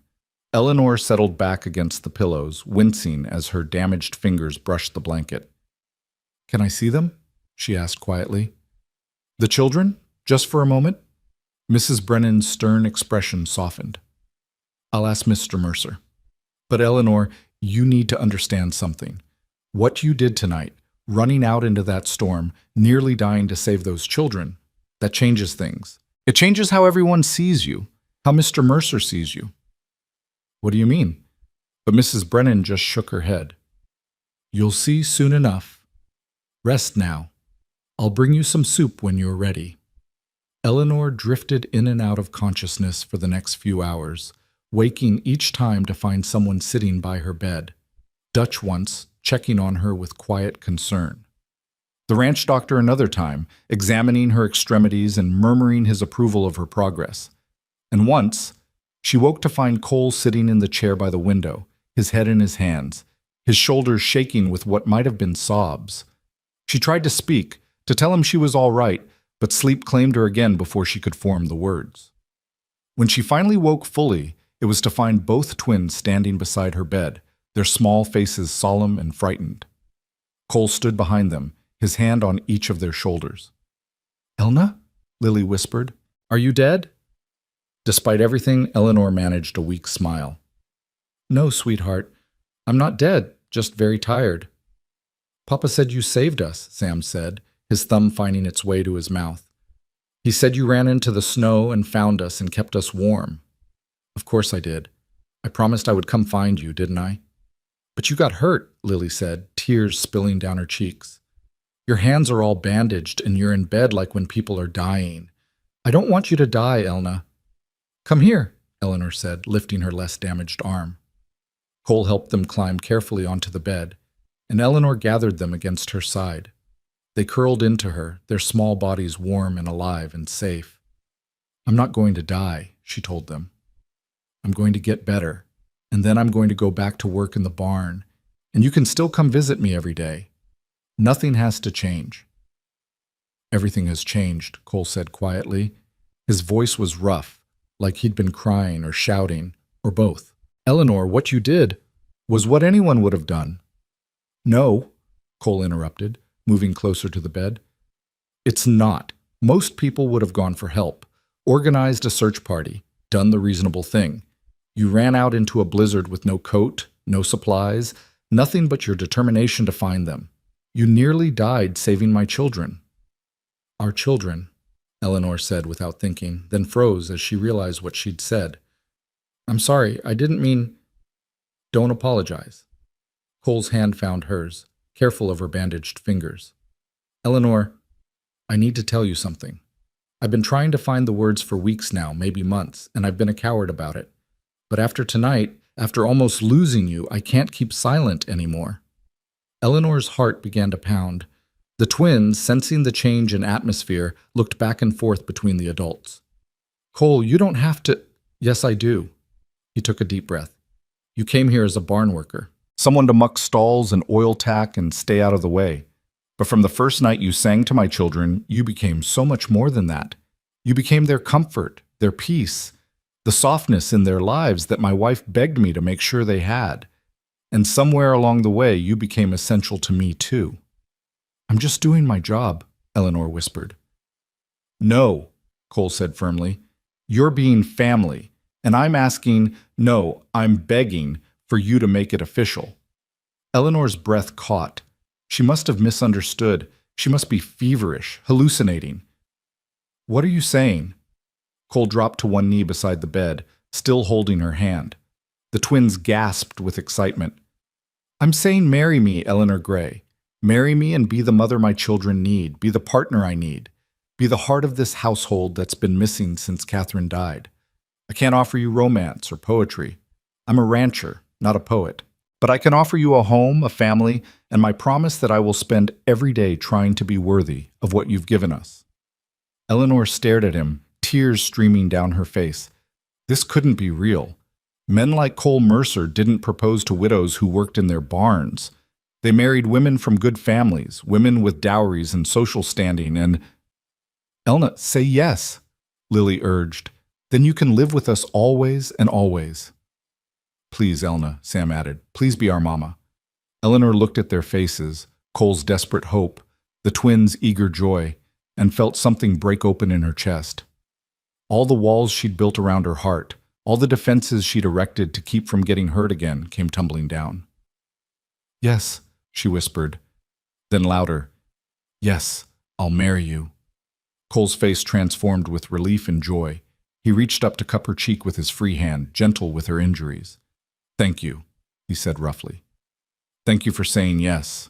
Thank you for saving my children. Thank you for coming into our lives and teaching us how to be a family again."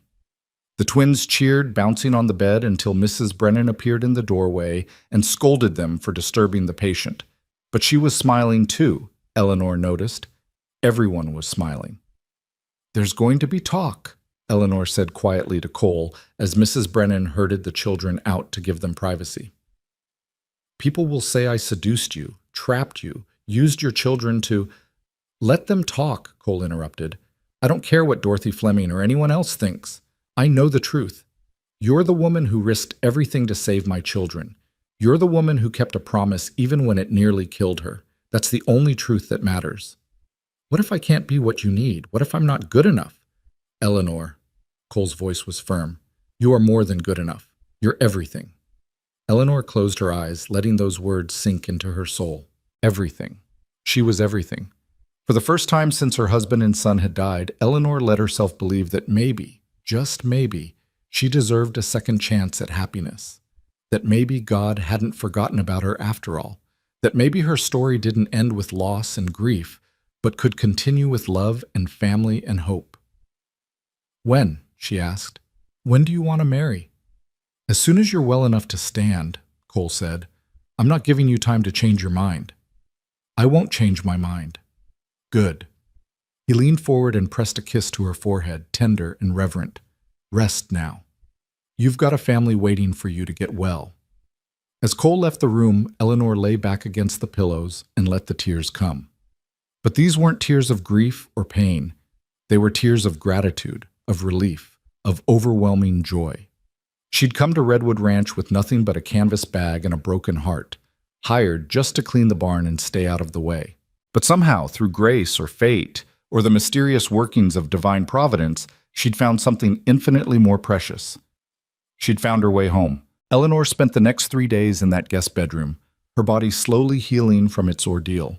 The doctor came twice daily to check her frostbitten fingers and toes, changing bandages and nodding with satisfaction at her progress. Mrs. Brennan brought meals on trays and sat with her while she ate, filling the silence with gentle chatter about ranch business and the upcoming Christmas preparations. but it was the twins who were her constant companions. They seemed unable to bear being away from her for more than an hour at a time, as if they feared she might disappear if they let her out of their sight. They colored pictures at the foot of her bed, played with their toys on the floor nearby, and begged for stories until Eleanor's voice grew hoarse. "Tell us about when you marry Papa," Lily demanded on the third afternoon, curled against Eleanor's side like a contented kitten. "I don't know what to tell you, sweetheart. We haven't planned anything yet." "Will you wear a pretty dress?" Sam asked from his spot on the other side of the bed. Mama's pictures show her in a pretty dress when she married Papa. Eleanor's heart clenched at the mention of Catherine Mercer. "I'm sure your mama was beautiful on her wedding day." "She was," Cole said from the doorway, making Eleanor jump. She hadn't heard him come in. He walked to the bed and sat carefully on the edge. She wore white silk with lace at the collar, her mother's dress, altered to fit. The whole town came to the church to see us married. There was no sadness in his voice as he spoke of his late wife, only gentle remembrance. Eleanor relaxed slightly. "That sounds lovely," she said quietly. It was. Cole reached out and tucked a strand of Eleanor's hair behind her ear, the gesture already becoming familiar. "But I don't need all that this time. Just you, me, the children, and a preacher. Unless you want something more elaborate?" Eleanor almost laughed at the thought. "No, simple is perfect." "Are you sure? I don't want you to feel cheated of a proper wedding." "Cole, I already had a proper wedding once. It was in a small church with borrowed flowers, and my husband wore his only good suit. It was perfect because he loved me and I loved him. That's all that matters in a wedding, the love. Everything else is just decoration." Cole's eyes softened. "You're a wise woman, Eleanor Gray." "Soon to be Eleanor Mercer," Lily piped up. "Right, Papa? She'll have our name?" "If she wants it," Cole said, looking at Eleanor with a question in his eyes. Eleanor thought about it. She'd been Eleanor Gray for so long, first as her father's daughter, then as William Gray's wife, then as William Gray's widow. The name carried memories both sweet and bitter. But Eleanor Mercer? That name carried possibility. Promise. A future instead of just a past. "Yes," she said. "I want it." The smile that broke across Cole's face was like sunrise. "Then you'll have it. As soon as you're well enough to stand before a preacher without falling over." "I can stand now," Eleanor protested. "The doctor said another 3 days of rest minimum. Don't make me tie you to this bed, woman." Eleanor raised an eyebrow. "You wouldn't dare." "Papa would," Sam said gleefully. "He tied up a cow once when it wouldn't stay in the barn." "I am not a cow," Eleanor said with as much dignity as she could muster, which was difficult with 2 giggling children pressed against her sides. Cole grinned, and Eleanor realized with a start that it was the first time she'd seen him truly smile. It transformed his face, erasing years of grief and hardship, making him look younger and lighter. Handsome, even. "No," he agreed. "You're definitely not a cow. You're far more stubborn." Eleanor threw a pillow at him. He caught it easily, laughing, and the twins dissolved into shrieks of delight at seeing their father so playful. Mrs. Brennan appeared in the doorway, drawn by the noise. "Land's sake, what's all this commotion? You're supposed to be resting, not hosting a circus." "Papa called Elna stubborn," Lily reported. "Well, she is," Mrs. Brennan said matter-of-factly. "Now, off with you lot. Give the poor woman some peace. Mr. Mercer, there's a man from town asking to see you about the Sarah situation. And children, it's time for your lessons." The twins groaned but obeyed, climbing off the bed with exaggerated reluctance. Cole stood, but not before squeezing Eleanor's hand gently. "Rest," he ordered. "We'll talk about wedding plans when you're stronger." After they'd all gone, Eleanor lay back against the pillows and tried to process everything that had happened. 5 days ago, she'd been a barn worker, invisible and insignificant. Now she was engaged to be married to one of the most prominent ranchers in the territory, about to become stepmother to 2 children she already loved like her own. It should have felt impossible, unreal, like a dream she'd wake from at any moment. But when she looked at her bandaged hands, still healing from the frostbite she'd suffered saving those children, it was real enough. The pain was real. The love was real. This second chance at family and happiness, improbable as it seemed, was real. Eleanor closed her eyes and offered up a prayer of thanks to whatever divine providence had led her to Redwood Ranch. Then she slept, deeply and peacefully, without nightmares for the first time in years. The town's reaction to the engagement was exactly as Eleanor had feared and Cole had predicted. Word spread like wildfire, carried by ranch hands and household staff, until everyone within 50 miles knew that Cole Mercer was marrying his barn worker. The response was divided and passionate. Dutch and the other ranch hands were pleased, having seen firsthand how Eleanor had saved the children and how much lighter Cole seemed since she'd come into their lives. The more practical townspeople acknowledged that a widower with young children needed a wife, and Eleanor had proven herself capable and devoted. But the society women, the ones who'd had their eyes on Cole as a potential match for their daughters or themselves, were scandalized. They whispered about impropriety and gold digging and the unseemly haste of it all. They wondered aloud how Catherine Mercer's family would react to being replaced by a common widow with no breeding or connections. Dorothy Fleming led the charge of disapproval. She made a special trip to the ranch 3 days after the engagement was announced, ostensibly to check on the children after their ordeal, but really to confront Cole. Eleanor, still recovering in the guest room, heard raised voices from downstairs. She recognized Dorothy's sharp tones and Cole's deeper rumble, though she couldn't make out the words. After about 10 minutes, she heard the front door slam with enough force to rattle the windows. Cole appeared in her doorway a moment later, his jaw tight with anger. "What did she say?" Eleanor asked quietly. "Nothing worth repeating." Cole came to sit in the chair by her bed. "She's concerned for my reputation. She thinks I'm making a terrible mistake. She reminded me that Catherine came from a good family and any second wife should be held to the same standard." Eleanor's stomach twisted. "Maybe she's right. Maybe we should wait. Give people time to adjust to the idea." "No." Cole's voice was firm. "We're not waiting, and I don't care what Dorothy Fleming or anyone else thinks. Do you want to know what I told her?" Eleanor nodded, not trusting her voice. "I told her that Catherine would have loved you, that she'd have welcomed you into our family with open arms because she'd have seen what I see, a woman with more courage and compassion in her little finger than most people have in their whole bodies. I told her that my children adore you, that you've given them something I couldn't, and that anyone who has a problem with our marriage can take themselves off my property and never come back." "You didn't." "I absolutely did. And you know what? It felt good." Cole leaned forward, his elbows on his knees. "Eleanor, I need you to understand something. I'm not marrying you out of convenience or because I need a caretaker for my children. I'm marrying you because in the months since you came here, you've become essential to this family, to me, and I'm tired of pretending otherwise to spare people's feelings." Eleanor's breath caught. "What are you saying?" Cole reached for her hand, careful of her healing fingers. "I'm saying that somewhere between that first night when you sang my children to sleep and the night you nearly died saving them, I fell in love with you. Maybe not the way I loved Catherine. That was young love, first love, the kind that comes easy when you're both 20 and the world seems full of possibility. This is different, harder earned, built on shared grief and mutual respect and the daily choice to keep showing up for each other.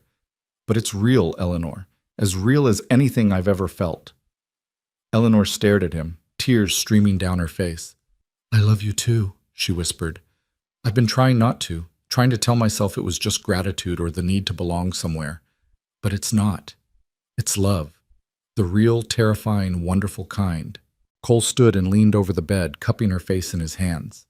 "Then let them talk. Let them gossip and judge and whisper. We know the truth. That's all that matters." He kissed her then, gentle and reverent, and Eleanor felt something inside her finally relax. This was right. This was meant to be. All the pain and loss she'd endured had led her here, to this moment, to this man, and these children who'd somehow become her whole world. When Cole pulled back, he was smiling. "The doctor says you can get up tomorrow. Walk around a bit, start rebuilding your strength. Think you can make it down to the parlor by the end of the week?" "Why the parlor?" "Because that's where we're getting married, this Sunday. I've already sent word to the preacher." Eleanor's eyes widened. "This Sunday? That's only 4 days away. Is that a problem?" "I don't have a dress. I don't have anything appropriate to wear to a wedding. Then we'll get you something. Mrs. Brennan can take you to town tomorrow if you're feeling up to it, or she can bring the dressmaker here, whatever you need. Cole, I can't afford. You're going to be my wife. What's mine is yours, including money for a wedding dress. Don't argue with me about this, Eleanor. Please, let me do this one thing. Eleanor wanted to protest, but the earnest look in his eyes stopped her. He needed to do this, she realized, needed to give her this gift, to show her that she was valued and precious. How could she deny him that? All right, she said softly. A dress, but nothing too fancy. I wouldn't feel like myself in silk and lace. Whatever you want. I just want you beside me, saying vows that make you mine and make me yours. The rest is just details. After Cole left, Eleanor lay in bed and tried to wrap her mind around the fact that in 4 days she'd be married. She'd be Eleanor Mercer, wife and mother, mistress of Redwood Ranch. The transformation from barn worker to lady of the house was so dramatic it made her dizzy. But when she thought about what it really meant, being able to love Cole and the twins openly, without fear or restraint, the dizziness faded, replaced by pure joy. The next morning, Eleanor was finally allowed out of bed. Her legs were shaky and her bandaged fingers made everything awkward, but it felt wonderful to be upright and moving again. Mrs. Brennan helped her dress in one of her old work dresses, since her better clothes were still in the barn loft, and guided her slowly down the stairs. The twins were waiting at the bottom, bouncing with excitement. You're up! You're up! Lily squealed. Can you come outside? Sam asked. Dutch said the new baby horse is walking now. Let her have breakfast first, Mrs. Brennan scolded. She's been in bed for days. She needs proper food before gallivanting around the ranch. Eleanor let herself be settled at the kitchen table, where Mrs. Brennan served her eggs and bacon and fresh bread with butter. The twins sat on either side of her, chattering about everything that had happened while she was recovering. How Papa had been sleeping in their room every night. How Dutch let them name the foal Brave, because Eleanor had been so brave. How they'd been practicing writing their letters to show her. Cole appeared while Eleanor was finishing her second cup of coffee. He looked tired. Clearly those nights sleeping in the twins' room had taken their toll, but he smiled when he saw her up and dressed. Ready for town? He asked. You're coming with us? Of course. You're buying your wedding dress. I'm not missing that. Mrs. Brennan made a disapproving noise. It's bad luck for the groom to see the dress before the wedding. I've had enough bad luck to last a lifetime, Cole said. I'll take my chances. The trip to town was Eleanor's first real outing since the night in the snow. She felt strangely fragile, as if the world had become both more precious and more dangerous. But with Cole's hand steady at her back and the twins holding her less injured fingers, she felt safe enough to face whatever waited. The town was busy with Christmas preparations. Garlands hung from shop windows, and the smell of pine and cinnamon filled the air. People stopped to stare as Cole's wagon rolled down Main Street, the notorious rancher and his scandalous bride-to-be out in public together. Eleanor lifted her chin and met their gazes steadily. She had nothing to be ashamed of. The dressmaker's shop was small but well-appointed. Mrs. Henderson, the proprietor, was a practical woman in her 50s who'd heard all the gossip but seemed more interested in making a good dress than passing judgment. So you need a wedding dress by Sunday, she said, looking Eleanor up and down with a professional eye. That's ambitious, but I have a dress that might work with some alterations. Let me show you. She disappeared into the back room and emerged with a dress in a soft dove gray. It wasn't the traditional white, but it was beautiful, simple, and elegant, with a modest neckline and long sleeves. It was made for a customer who changed her mind, Mrs. Henderson explained. Never been worn. I can take in the waist and adjust the hem. The color would suit you, I think. Not white, but for a second marriage, gray is perfectly appropriate. Eleanor touched the fabric reverently. It was nicer than anything she'd ever owned. How much? Mrs. Henderson named a price that made Eleanor's stomach drop, but Cole just nodded. We'll take it. Can you have it ready by Saturday? I can have it ready by Friday if you need it. Friday would be perfect. While Mrs. Henderson took Eleanor's measurements, Cole waited in the front of the shop with the twins. Eleanor could hear them through the curtain, Lily asking if Eleanor would look like a princess, and Sam wondering if there would be cake. Your young man seems smitten, Mrs. Henderson said quietly as she pinned the hem. "Don't let the gossips get to you, dear. I've lived in this town 40 years, and I've seen plenty of unconventional marriages that worked out fine. Love is love, regardless of where it starts." "Thank you," Eleanor said, surprised by the kindness. "That means more than you know." When Eleanor emerged from the back room back in her plain dress, she found the shop crowded. Several women had come in, ostensibly to browse, but really to get a look at Cole Mercer's intended. Dorothy Fleming stood at the center of the group, her expression cold. "Eleanor," she said, making the name sound like an insult. "How fortunate that you've recovered from your ordeal. Though I must say the haste of this wedding is quite shocking. One might almost think there's a reason for the rush." The implication was clear and ugly. Eleanor felt her face flush, but before she could respond, Cole stepped forward. "Mrs. Fleming," he said, his voice dangerously quiet. "I'm going to say this once, and I suggest you listen carefully. Eleanor Gray is going to be my wife.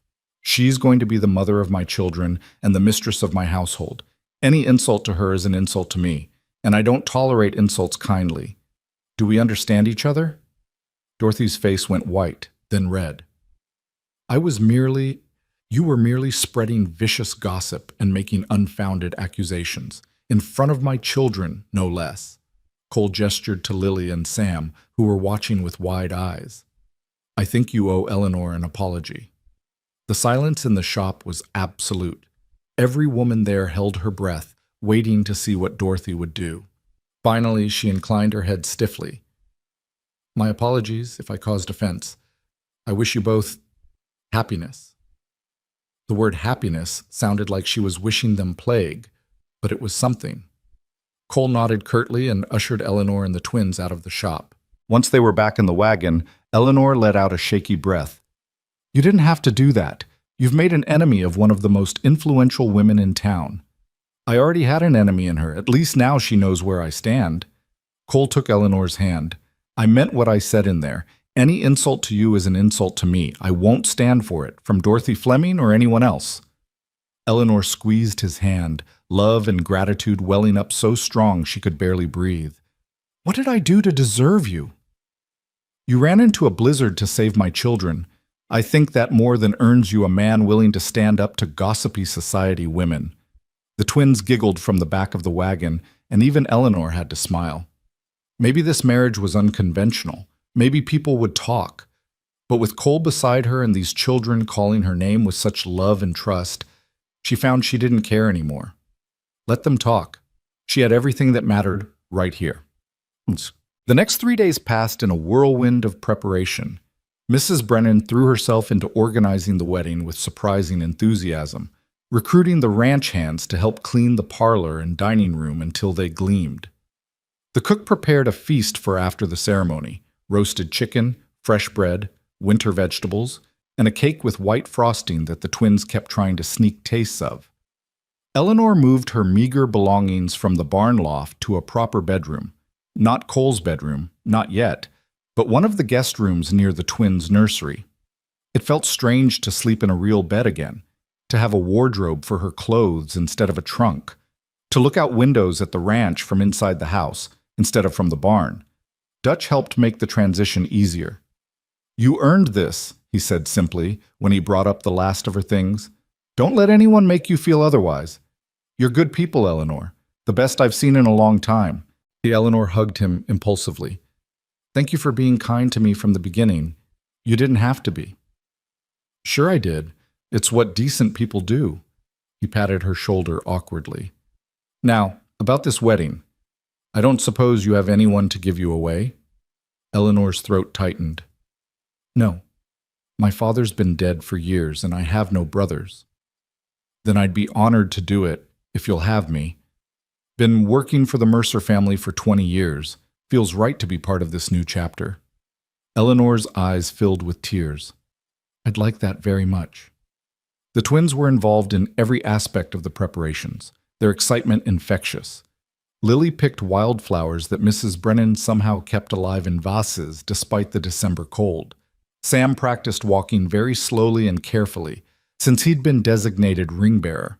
They both talked constantly about how Eleanor would be their real mama now, not just their friend. "Will you tuck us in every night?" Lily asked one evening. "Every single night," Eleanor promised. "And read us stories? As many as you want. And sing the night song when we can't sleep?" Eleanor pulled Lily into her lap. "Always. Whenever you need it." Sam climbed up too, not wanting to be left out.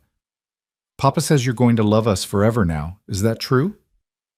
"I already love you forever," Eleanor said, her voice thick with emotion. "The wedding just makes it official." Cole, watching from the doorway, felt his heart clench at the sight of the three of them together. This was what he'd been hoping for when he'd proposed. Not just a caretaker for his children, but a true mother. Someone who loved them completely, who chose them deliberately. Eleanor was giving his children the greatest gift he could imagine, the security of unconditional love. And she was giving him something too. Hope. The possibility of happiness again. The courage to believe that his story wasn't over, that there were still good chapters to be written. On Friday, Mrs. Henderson delivered the finished dress. Eleanor tried it on in her new bedroom, and when she looked at herself in the mirror, she barely recognized the woman staring back. The dove gray fabric brought out the color in her eyes, and the dress fit perfectly, highlighting her slim waist and making her look elegant and proper. She looked like someone who belonged in a place like Redwood Ranch, someone who could be Cole Mercer's wife. "You're beautiful," Mrs. Brennan said from the doorway, her eyes suspiciously bright. "Absolutely beautiful." "It's just the dress," Eleanor said, but she couldn't stop looking at her reflection. "It's not the dress, child. It's you. You're glowing with happiness, and it shows." Mrs. Brennan came forward and adjusted the collar slightly. "I'll admit, when you first arrived, I had my doubts. Another worker to train, another mouth to feed. But you've proven me wrong in the best possible way. You're exactly what this family needed." Eleanor turned and embraced the older woman. "Thank you for giving me a chance, for defending me, for helping me find my place here." "You made your own place," Mrs. Brennan said firmly. "You just needed someone to open the door and let you through." That night, Eleanor lay in her bed and thought about the next day. In less than 24 hours, she'd be married. She'd be Eleanor Mercer, mother to Lily and Sam, wife to Cole. The thought filled her with joy tinged with a bittersweet ache. She thought about William, her first husband, who'd died so young. She thought about their baby, who'd never drawn more than a few breaths. She'd loved them both so deeply, and their loss had nearly destroyed her. But now she had a chance to love again, to build a family again, to be someone's wife and someone's mother. It felt like betrayal and blessing all at once. "I hope you understand," she whispered into the darkness, speaking to ghosts who couldn't answer. "I hope you know I'll never forget you, but I have to keep living. I have to take this chance at happiness while I can." The wind rattled the windows, and Eleanor chose to believe it was her answer. Permission. Benediction. A blessing from those she'd lost to embrace what she'd found. Tomorrow, she would marry Cole Mercer. Tomorrow, she would become a mother again. Tomorrow, her new life would truly begin. And she was ready. Sunday morning dawned cold and clear, the sky that particular shade of blue that only winter could produce. Eleanor woke before sunrise, her stomach fluttering with nerves and anticipation. She lay in bed for a moment, listening to the quiet house around her, trying to convince herself that this was really happening. Today she would marry Cole Mercer. Today she would become a mother again. Today, everything would change. A soft knock at her door made her sit up. "Come in," she called. Mrs. Brennan entered carrying a breakfast tray. "Thought you might want to eat in your room this morning. Save you from the chaos downstairs. The twins have been up since 5, too excited to sleep." Eleanor smiled despite her nerves. "How's Cole?" "Pacing in his study like a caged bear? You'd think he'd never been married before." Mrs. Brennan set the tray on the bedside table. "Eat something, even if you don't feel like it. You'll need your strength for today." Eleanor managed some toast and tea, though her stomach was too knotted to handle much more. After breakfast, Mrs. Brennan helped her bathe and wash her hair, then sat her down to dry it by the fire. The older woman's hands were gentle as she brushed out Eleanor's long brown hair, working through the tangles with patient care. "My mother used to do this," Eleanor said quietly, "before she died. I'd forgotten how comforting it is." "Everyone needs mothering sometimes," Mrs. Brennan said, even grown women about to become mothers themselves. When Eleanor's hair was dry, Mrs. Brennan helped her into the dove-gray dress. The fabric whispered against her skin as she moved, elegant and soft. Mrs. Brennan arranged her hair in a simple style, pinned up but with soft curls framing her face. She added a small spray of the wildflowers Lily had picked, their delicate petals somehow still fresh. "There," Mrs. Brennan said, stepping back to survey her work. "Perfect. Now let me look at you properly." Eleanor turned to face her, and the older woman's eyes filled with tears. "Oh, my dear girl, you're radiant. Cole Mercer is a lucky man." "I'm the lucky one," Eleanor whispered. "You're both lucky. That's how the best marriages work." Mrs. Brennan squeezed her hand. "Now, the preacher arrived an hour ago. Everyone's gathering in the parlor. Are you ready?" Eleanor took a deep breath. "I'm ready." But as she moved toward the door, a wave of panic suddenly washed over her. She gripped the door frame, her breath coming too fast. "What if I can't do this?" she gasped. "What if I'm not good enough? What if I fail them the way I failed my own family?" Mrs. Brennan turned her around and gripped both her shoulders firmly. "Eleanor Gray, you listen to me. You didn't fail anyone. Your husband died in an accident you couldn't prevent. Your baby died because he came too early, not because of anything you did or didn't do. You survived tragedy that would have broken lesser women, and you came out the other side still capable of love and compassion. That's not failure. That's courage." "But what if—" "No more what ifs. There's a good man downstairs who loves you. There are 2 children who think you hung the moon. There's a whole life waiting for you, if you're brave enough to take it. So the question is, are you brave enough?" Eleanor thought about the night she'd run into the blizzard. She'd been terrified then too, but she'd run anyway because the children needed her. She thought about every hard day since losing William and the baby. Every morning she'd woken up and chosen to keep going even when grief made her want to give up. She'd been brave then. She could be brave now. "Yes," Eleanor said, straightening her shoulders. "I'm brave enough." "That's my girl." Mrs. Brennan smiled and opened the door. "Then let's get you married." They descended the stairs together, Mrs. Brennan a solid, reassuring presence at Eleanor's side. At the bottom, Dutch was waiting in his best suit, looking uncomfortable in the formal clothes but smiling warmly. "You look beautiful, Eleanor," he said, offering his arm. "Ready to do this?" "Ready," Eleanor confirmed, slipping her hand through his elbow. The parlor doors were closed. Beyond them, Eleanor could hear the murmur of voices. The ranch hands who'd been invited, the household staff, a few neighbors whom Cole considered friends. Not a large gathering, but enough to make it feel real and witnessed. Mrs. Brennan opened the doors, and suddenly Eleanor was looking into a room transformed. Winter sunlight streamed through the windows, making the polished wood floors gleam.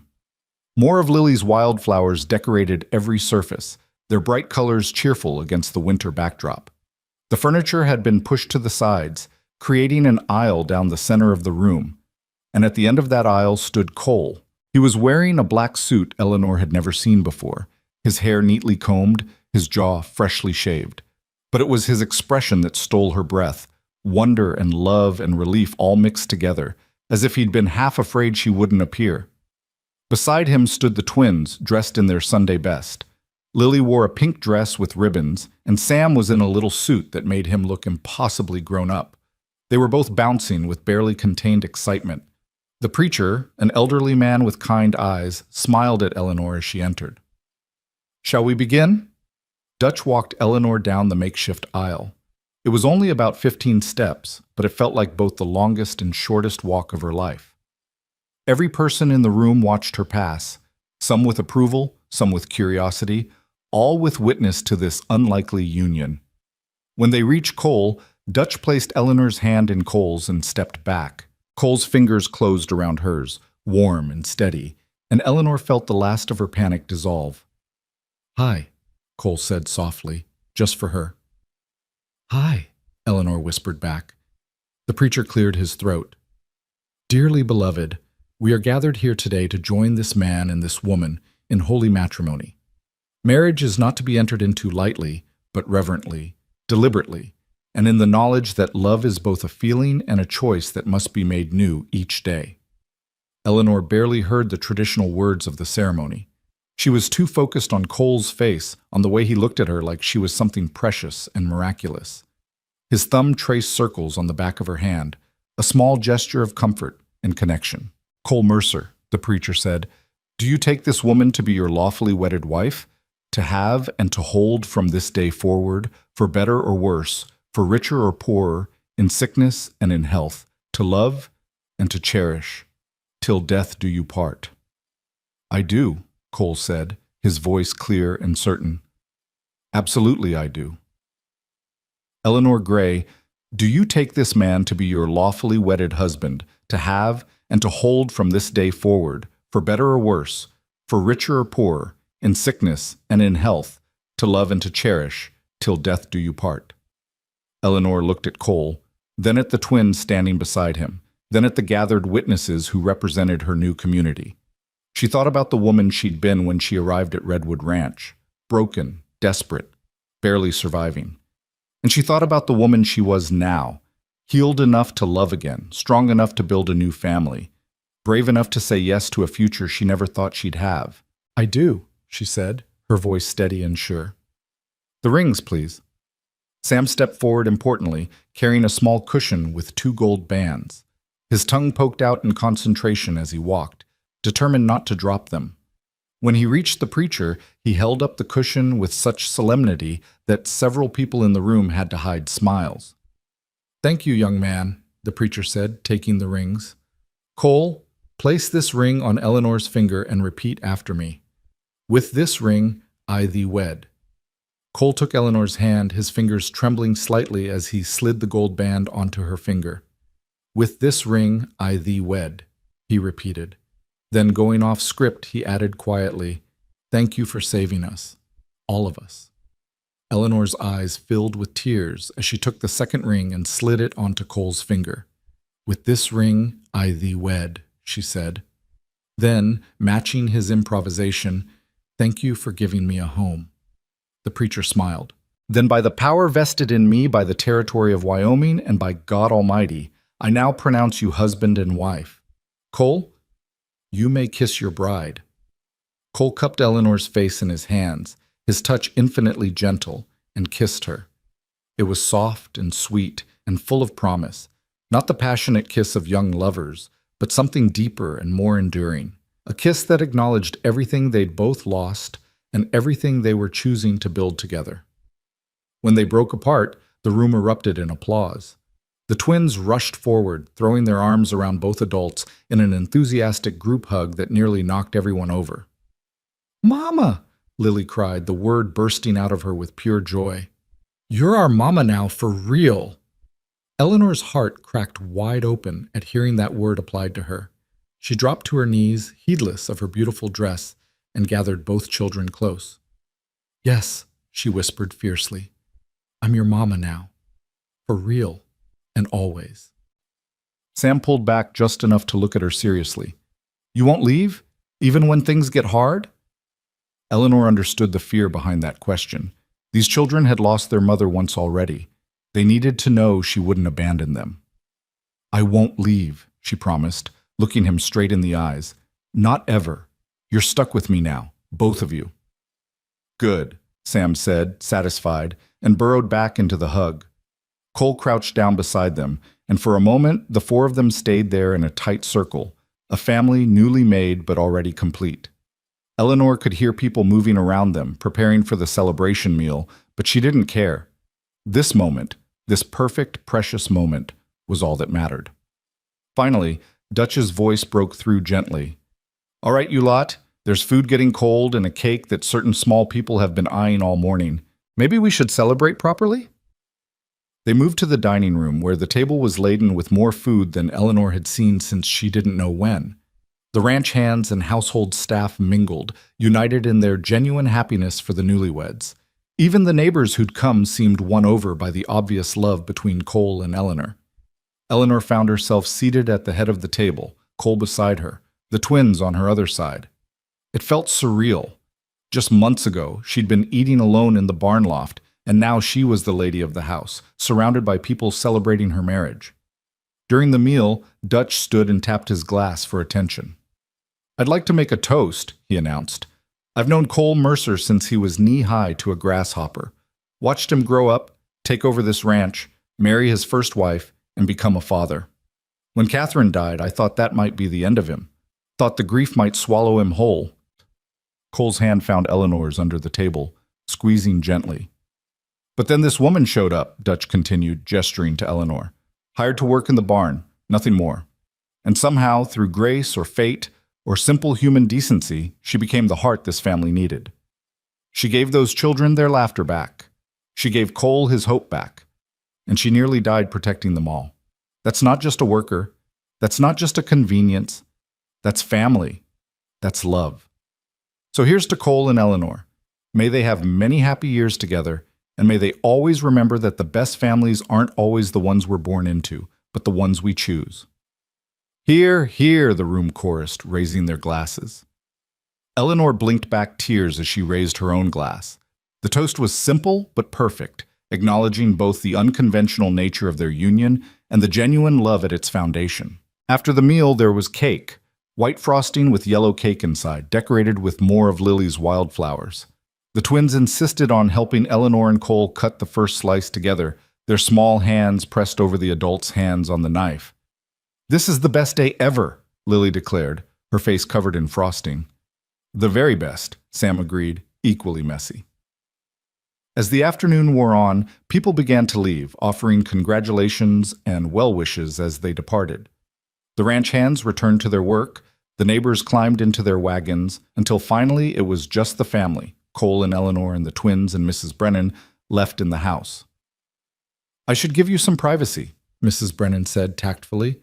"I'll take the children upstairs. Get them ready for bed." "Can Mama do it?" Lily asked, using the new title without hesitation. "Can Mama tuck us in?" Eleanor looked at Cole, who nodded. "Of course she can. That's what mamas do." Eleanor changed out of her wedding dress and into something more practical, then made her way to the nursery where the twins were already in their nightclothes. She helped them brush their teeth, listened to their prayers, and tucked them into their respective beds. "Mama," Sam said as she was about to leave, "will you sing the night song?" Eleanor settled into the rocking chair between their beds. "Of course, sweetheart."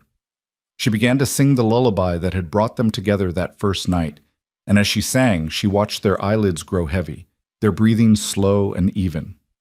These children, her children now, legally and emotionally, were safe and loved and content.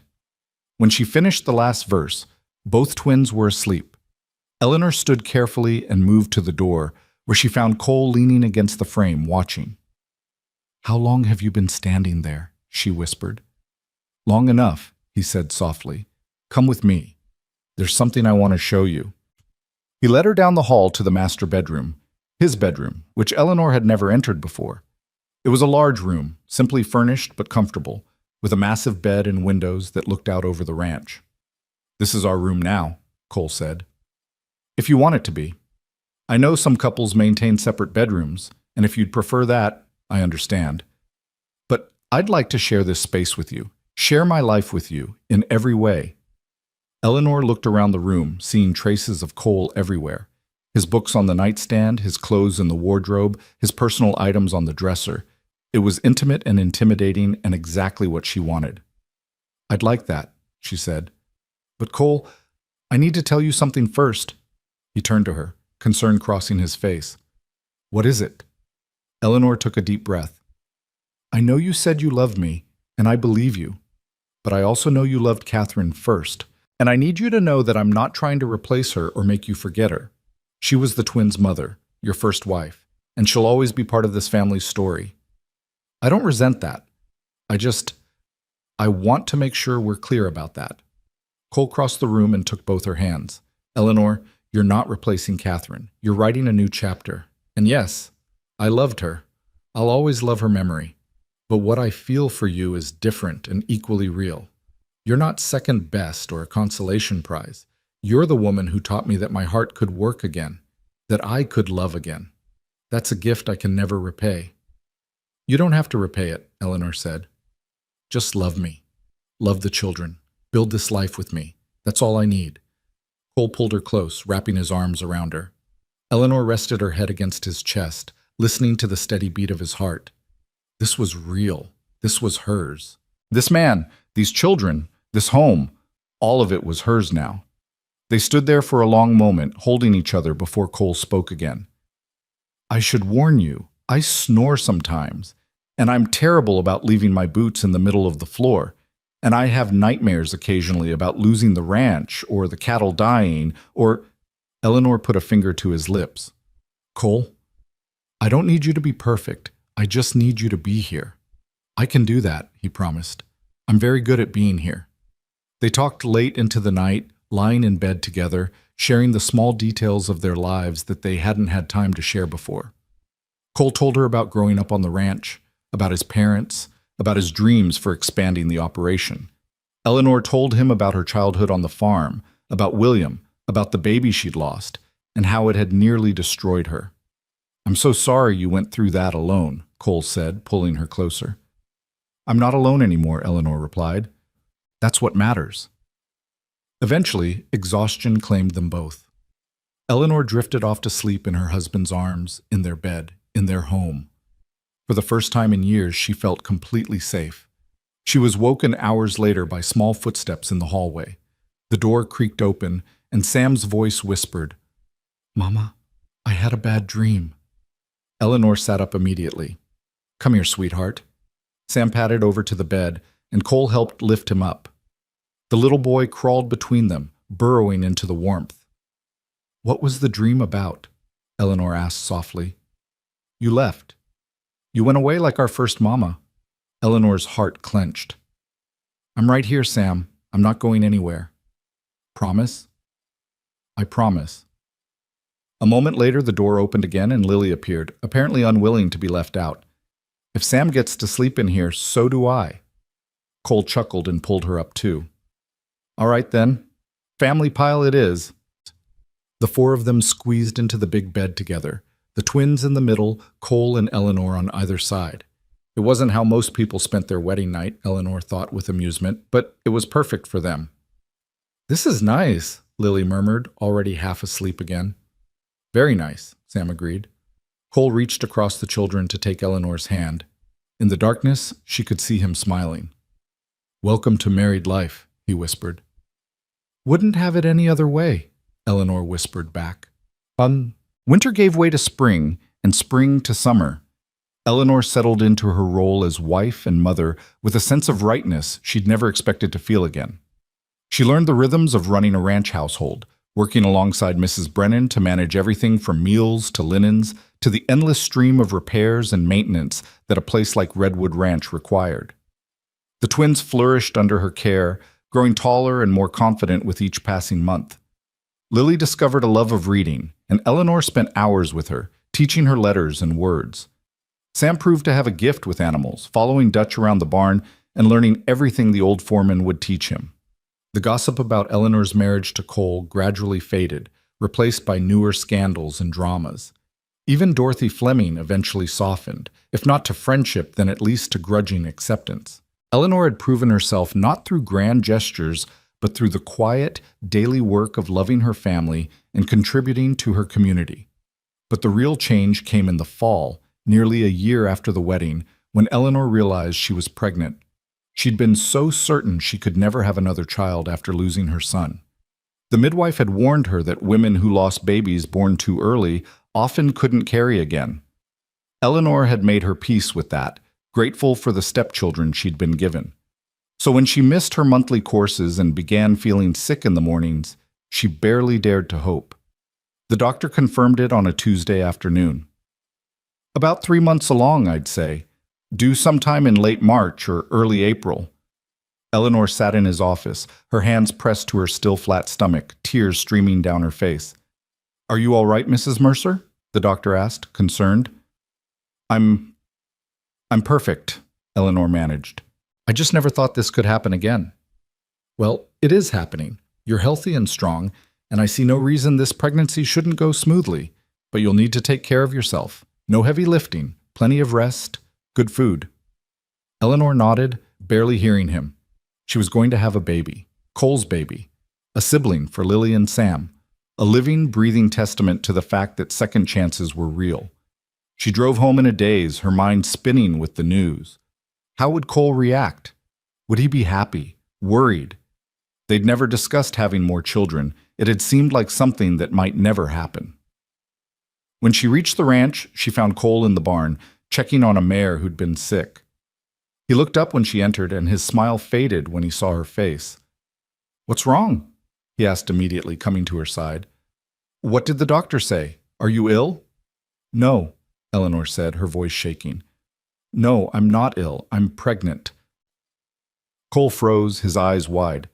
"You're what?" "Pregnant. About 3 months. The doctor says everything looks good, that there's no reason to think—" She couldn't finish the sentence, couldn't voice her fear that she might lose this baby too. But Cole understood. He pulled her into his arms, holding her so tight she could barely breathe. "Eleanor," he whispered into her hair. "My God. A baby. Our baby." "You're happy?" she asked, needing to hear him say it. Cole pulled back just enough to look at her face, and she saw tears in his eyes. "Happy doesn't even begin to cover it. Eleanor, you've already given me so much. You brought light back into this house, love back into my life. You've been an incredible mother to Lily and Sam. And now we get to create a new life together. How could I be anything but overjoyed?" Eleanor sagged against him in relief. "I was afraid you might think it was too soon, or that it would complicate things with the twins. The twins will be thrilled. They'll have a baby brother or sister to dote on." Cole cupped her face in his hands. "Eleanor, this is a blessing, a gift, and I promise you I will be here for every moment of it. You won't go through this alone." "I know," Eleanor said. And she did know, bone deep. This wasn't like before, when she'd been widowed and frightened and facing birth alone. She had Cole now. She had a family. She had a home. They told the twins that evening over supper. Eleanor had worried about how they'd react. Would they feel displaced by a new baby, jealous of the attention it would require? But she'd underestimated them. "A baby!" Lily shrieked, jumping up from her chair. "A real baby that we can hold and play with?" "Well, you'll have to be gentle," Eleanor cautioned. "Babies are very delicate." "I'll be so gentle," Lily promised. "The most gentle big sister ever." Me too," Sam said, though he looked more nervous than excited. "But Mama, what if the baby doesn't like me?" Eleanor pulled him onto her lap. "The baby will love you, sweetheart. How could they not? You're going to be the best big brother in the whole world." "Will the baby look like us?" Lily asked. "Maybe," Cole said, "or maybe they'll look like their mama. We'll have to wait and see." "I hope they look like Mama," Sam said loyally. "Mama's pretty." Eleanor's eyes filled with tears. The pregnancy was already making her more emotional than usual. "Thank you, Sam. That's very sweet." That night, after the twins were asleep, Eleanor and Cole lay in their bed and talked about the future. Names they might choose. How they'd need to prepare the small room next to the nursery as a baby's room. All the practical considerations of adding another child to their family. But underneath those practical concerns was something deeper. Wonder at the unexpected blessing, gratitude for the second chance at parenthood, and a profound hope that this time everything would turn out right. The pregnancy progressed smoothly through the winter. Eleanor continued her daily routines as much as possible, though Cole and Mrs. Brennan both hovered nervously, insisting she rest more and do less. The twins were endlessly fascinated by her growing belly, talking to it, and feeling for kicks once the baby started moving. "I felt it," Lily exclaimed one afternoon in February, her hand pressed to Eleanor's stomach. "The baby kicked me." "That means they like you," Eleanor said, running her fingers through Lily's hair. "Of course they do," Lily said with confidence. "I'm going to be the best big sister ever." True to his word, Cole was present for everything. He accompanied Eleanor to every doctor's appointment, held her when the fear of losing another baby became overwhelming, and reminded her constantly that she wasn't alone in this. "I love you," he told her one night as they lay in bed, his hand resting on her swollen belly. "I love you for yourself, not just for this baby. Whether this child makes it or not, God forbid, you are precious to me. Do you understand that?" Eleanor did understand, and it made all the difference. She wasn't just a vessel for a child, valued only for what she could produce. She was loved for herself, and that knowledge gave her strength to face her fears. The baby, a boy, the doctor eventually determined, arrived on a warm April afternoon 3 weeks before his due date. Eleanor's labor was long but manageable, and this time she had Cole beside her every moment, holding her hand and encouraging her. When the baby finally emerged, pink and squalling and very much alive, Eleanor burst into tears. "He's breathing," she sobbed. "He's crying. He's alive." "He's perfect," Cole said, his own face wet with tears as the doctor placed the baby in Eleanor's arms. Absolutely perfect. The baby, they named him Thomas, after Cole's father, was indeed perfect. 10 fingers, 10 toes, a healthy set of lungs, and his mother's dark eyes. Eleanor held him and counted his breaths, marveling at each one, still half afraid he might stop. But he didn't stop. He breathed and cried and nursed and slept like babies do, growing stronger with each passing day. The twins met their baby brother the next morning, approaching the bed where Eleanor held him with expressions of awe. "He's so tiny," Sam whispered. "You were that tiny once," Eleanor told him. "Hard to believe, isn't it?" "Can I hold him?" Lily asked. Eleanor and Cole helped her sit in the rocking chair with a pillow in her lap, then carefully placed Thomas in her arms. Lily held him with such tenderness, such careful reverence, that Eleanor felt her heart might burst. "Hi, Thomas," Lily whispered to her baby brother. "I'm your big sister. I'm going to take care of you always and always." Sam got his turn next, equally careful and gentle. When Thomas wrapped his tiny hand around Sam's finger, the little boy's face lit up with wonder. "He likes me," Sam said. "Sam, yeah. He's holding my hand." "Of course he likes you," Cole said, his voice thick with emotion. "You're his big brother." Eleanor watched her family gathered around the new baby, Cole standing behind the twins, all of them focused on Thomas with such love and joy, and felt a peace settle over her that she'd never expected to feel again. She'd lost so much. Her first husband, her first baby, years of her life to grief and survival. She'd arrived at Redwood Ranch with nothing but a canvas bag and a broken heart, expecting nothing more than a place to work and sleep. Instead, she'd found a family, found love, found a reason to believe that broken things could be mended and broken people could be made whole. Thomas stirred in Lily's arms and began to fuss. Eleanor took him back and put him to her breast, where he latched on immediately, nursing with the determined focus of a hungry newborn. "He's strong," the doctor said approvingly when he checked on them later. "Strong and healthy. No signs of any trouble. I think you've got a fighter there, Mrs. Mercer." "Like his mother," Cole said, squeezing Eleanor's shoulder. Spring turned to summer and summer to fall. Thomas grew from a tiny newborn to a chubby, happy baby who smiled at everyone and everything. The twins were devoted to him, fighting over who got to hold him or make him laugh or help with his baths. The ranch prospered too. Cole's careful management and the hard work of his men resulted in a good year with healthy cattle and strong profits. He used some of that profit to expand the house, adding more bedrooms and a proper office where Eleanor could manage the household accounts. "You've got a head for numbers," he told her one evening as they went over the books together. "Better than mine, truth be told." "That's because you're too generous," Eleanor said, pointing to an entry where he'd extended credit to a struggling neighbor. "You can't carry the whole territory on your back, Cole." "Can't I?" he teased. "Watch me." But he listened to her advice, and together they made decisions that strengthened the ranch while still maintaining Cole's reputation for fairness and generosity. One crisp October afternoon, nearly 2 years after their wedding, Eleanor stood on the porch watching her family. Cole and Dutch were in the corral, teaching Sam how to ride a gentle mare. Lily was in the garden with Mrs. Brennan, harvesting the last of the vegetables before the first frost. Thomas was in Eleanor's arms, babbling happily and reaching for the bright leaves that drifted past on the wind. It was an ordinary moment, nothing special or remarkable. But to Eleanor, it was everything. She thought about the woman she'd been when she'd stepped off that stagecoach 2 years ago, frightened, desperate, barely hanging on. She'd been hired to clean a barn to stay invisible and out of the way. But love had other plans. Love had drawn her to the main house when children cried. Love had given her the courage to run into a blizzard. Love had opened her heart to the possibility of family again. And love had transformed her from a barn worker into a wife, a mother, and the heart of Redwood Ranch. "Mama," Lily called from the garden, "come see! We found a pumpkin big enough for 2 pies." "Mama, watch!" Sam shouted from the corral. "I'm trotting." Eleanor laughed and called back to both of them, her heart full to overflowing.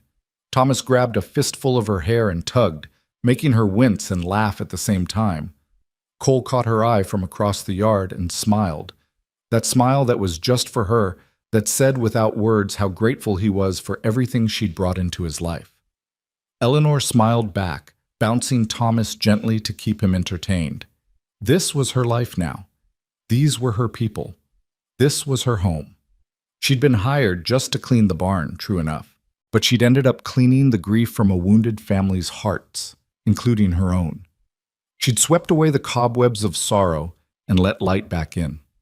She'd taken a house full of broken people and helped make them whole again, and in the process, she'd saved herself. The Wyoming wind picked up, carrying the scent of hay and wood smoke and the promise of winter to come. Eleanor breathed it in deeply, holding her son close, surrounded by the sounds of her family living and laughing and being together. This was grace, she thought. This was redemption. This was the proof that even the darkest nights eventually give way to dawn, and even the most broken hearts can learn to love again. She'd come to Redwood Ranch as Eleanor Gray, a widow with nothing left to lose. But she would live out her days as Eleanor Mercer, wife, mother, and beloved member of a family that had been built not on blood alone, but on the choice to keep showing up for each other, day after day, through storm and sunshine alike. And that, Eleanor knew with absolute certainty, was more than enough. It was everything.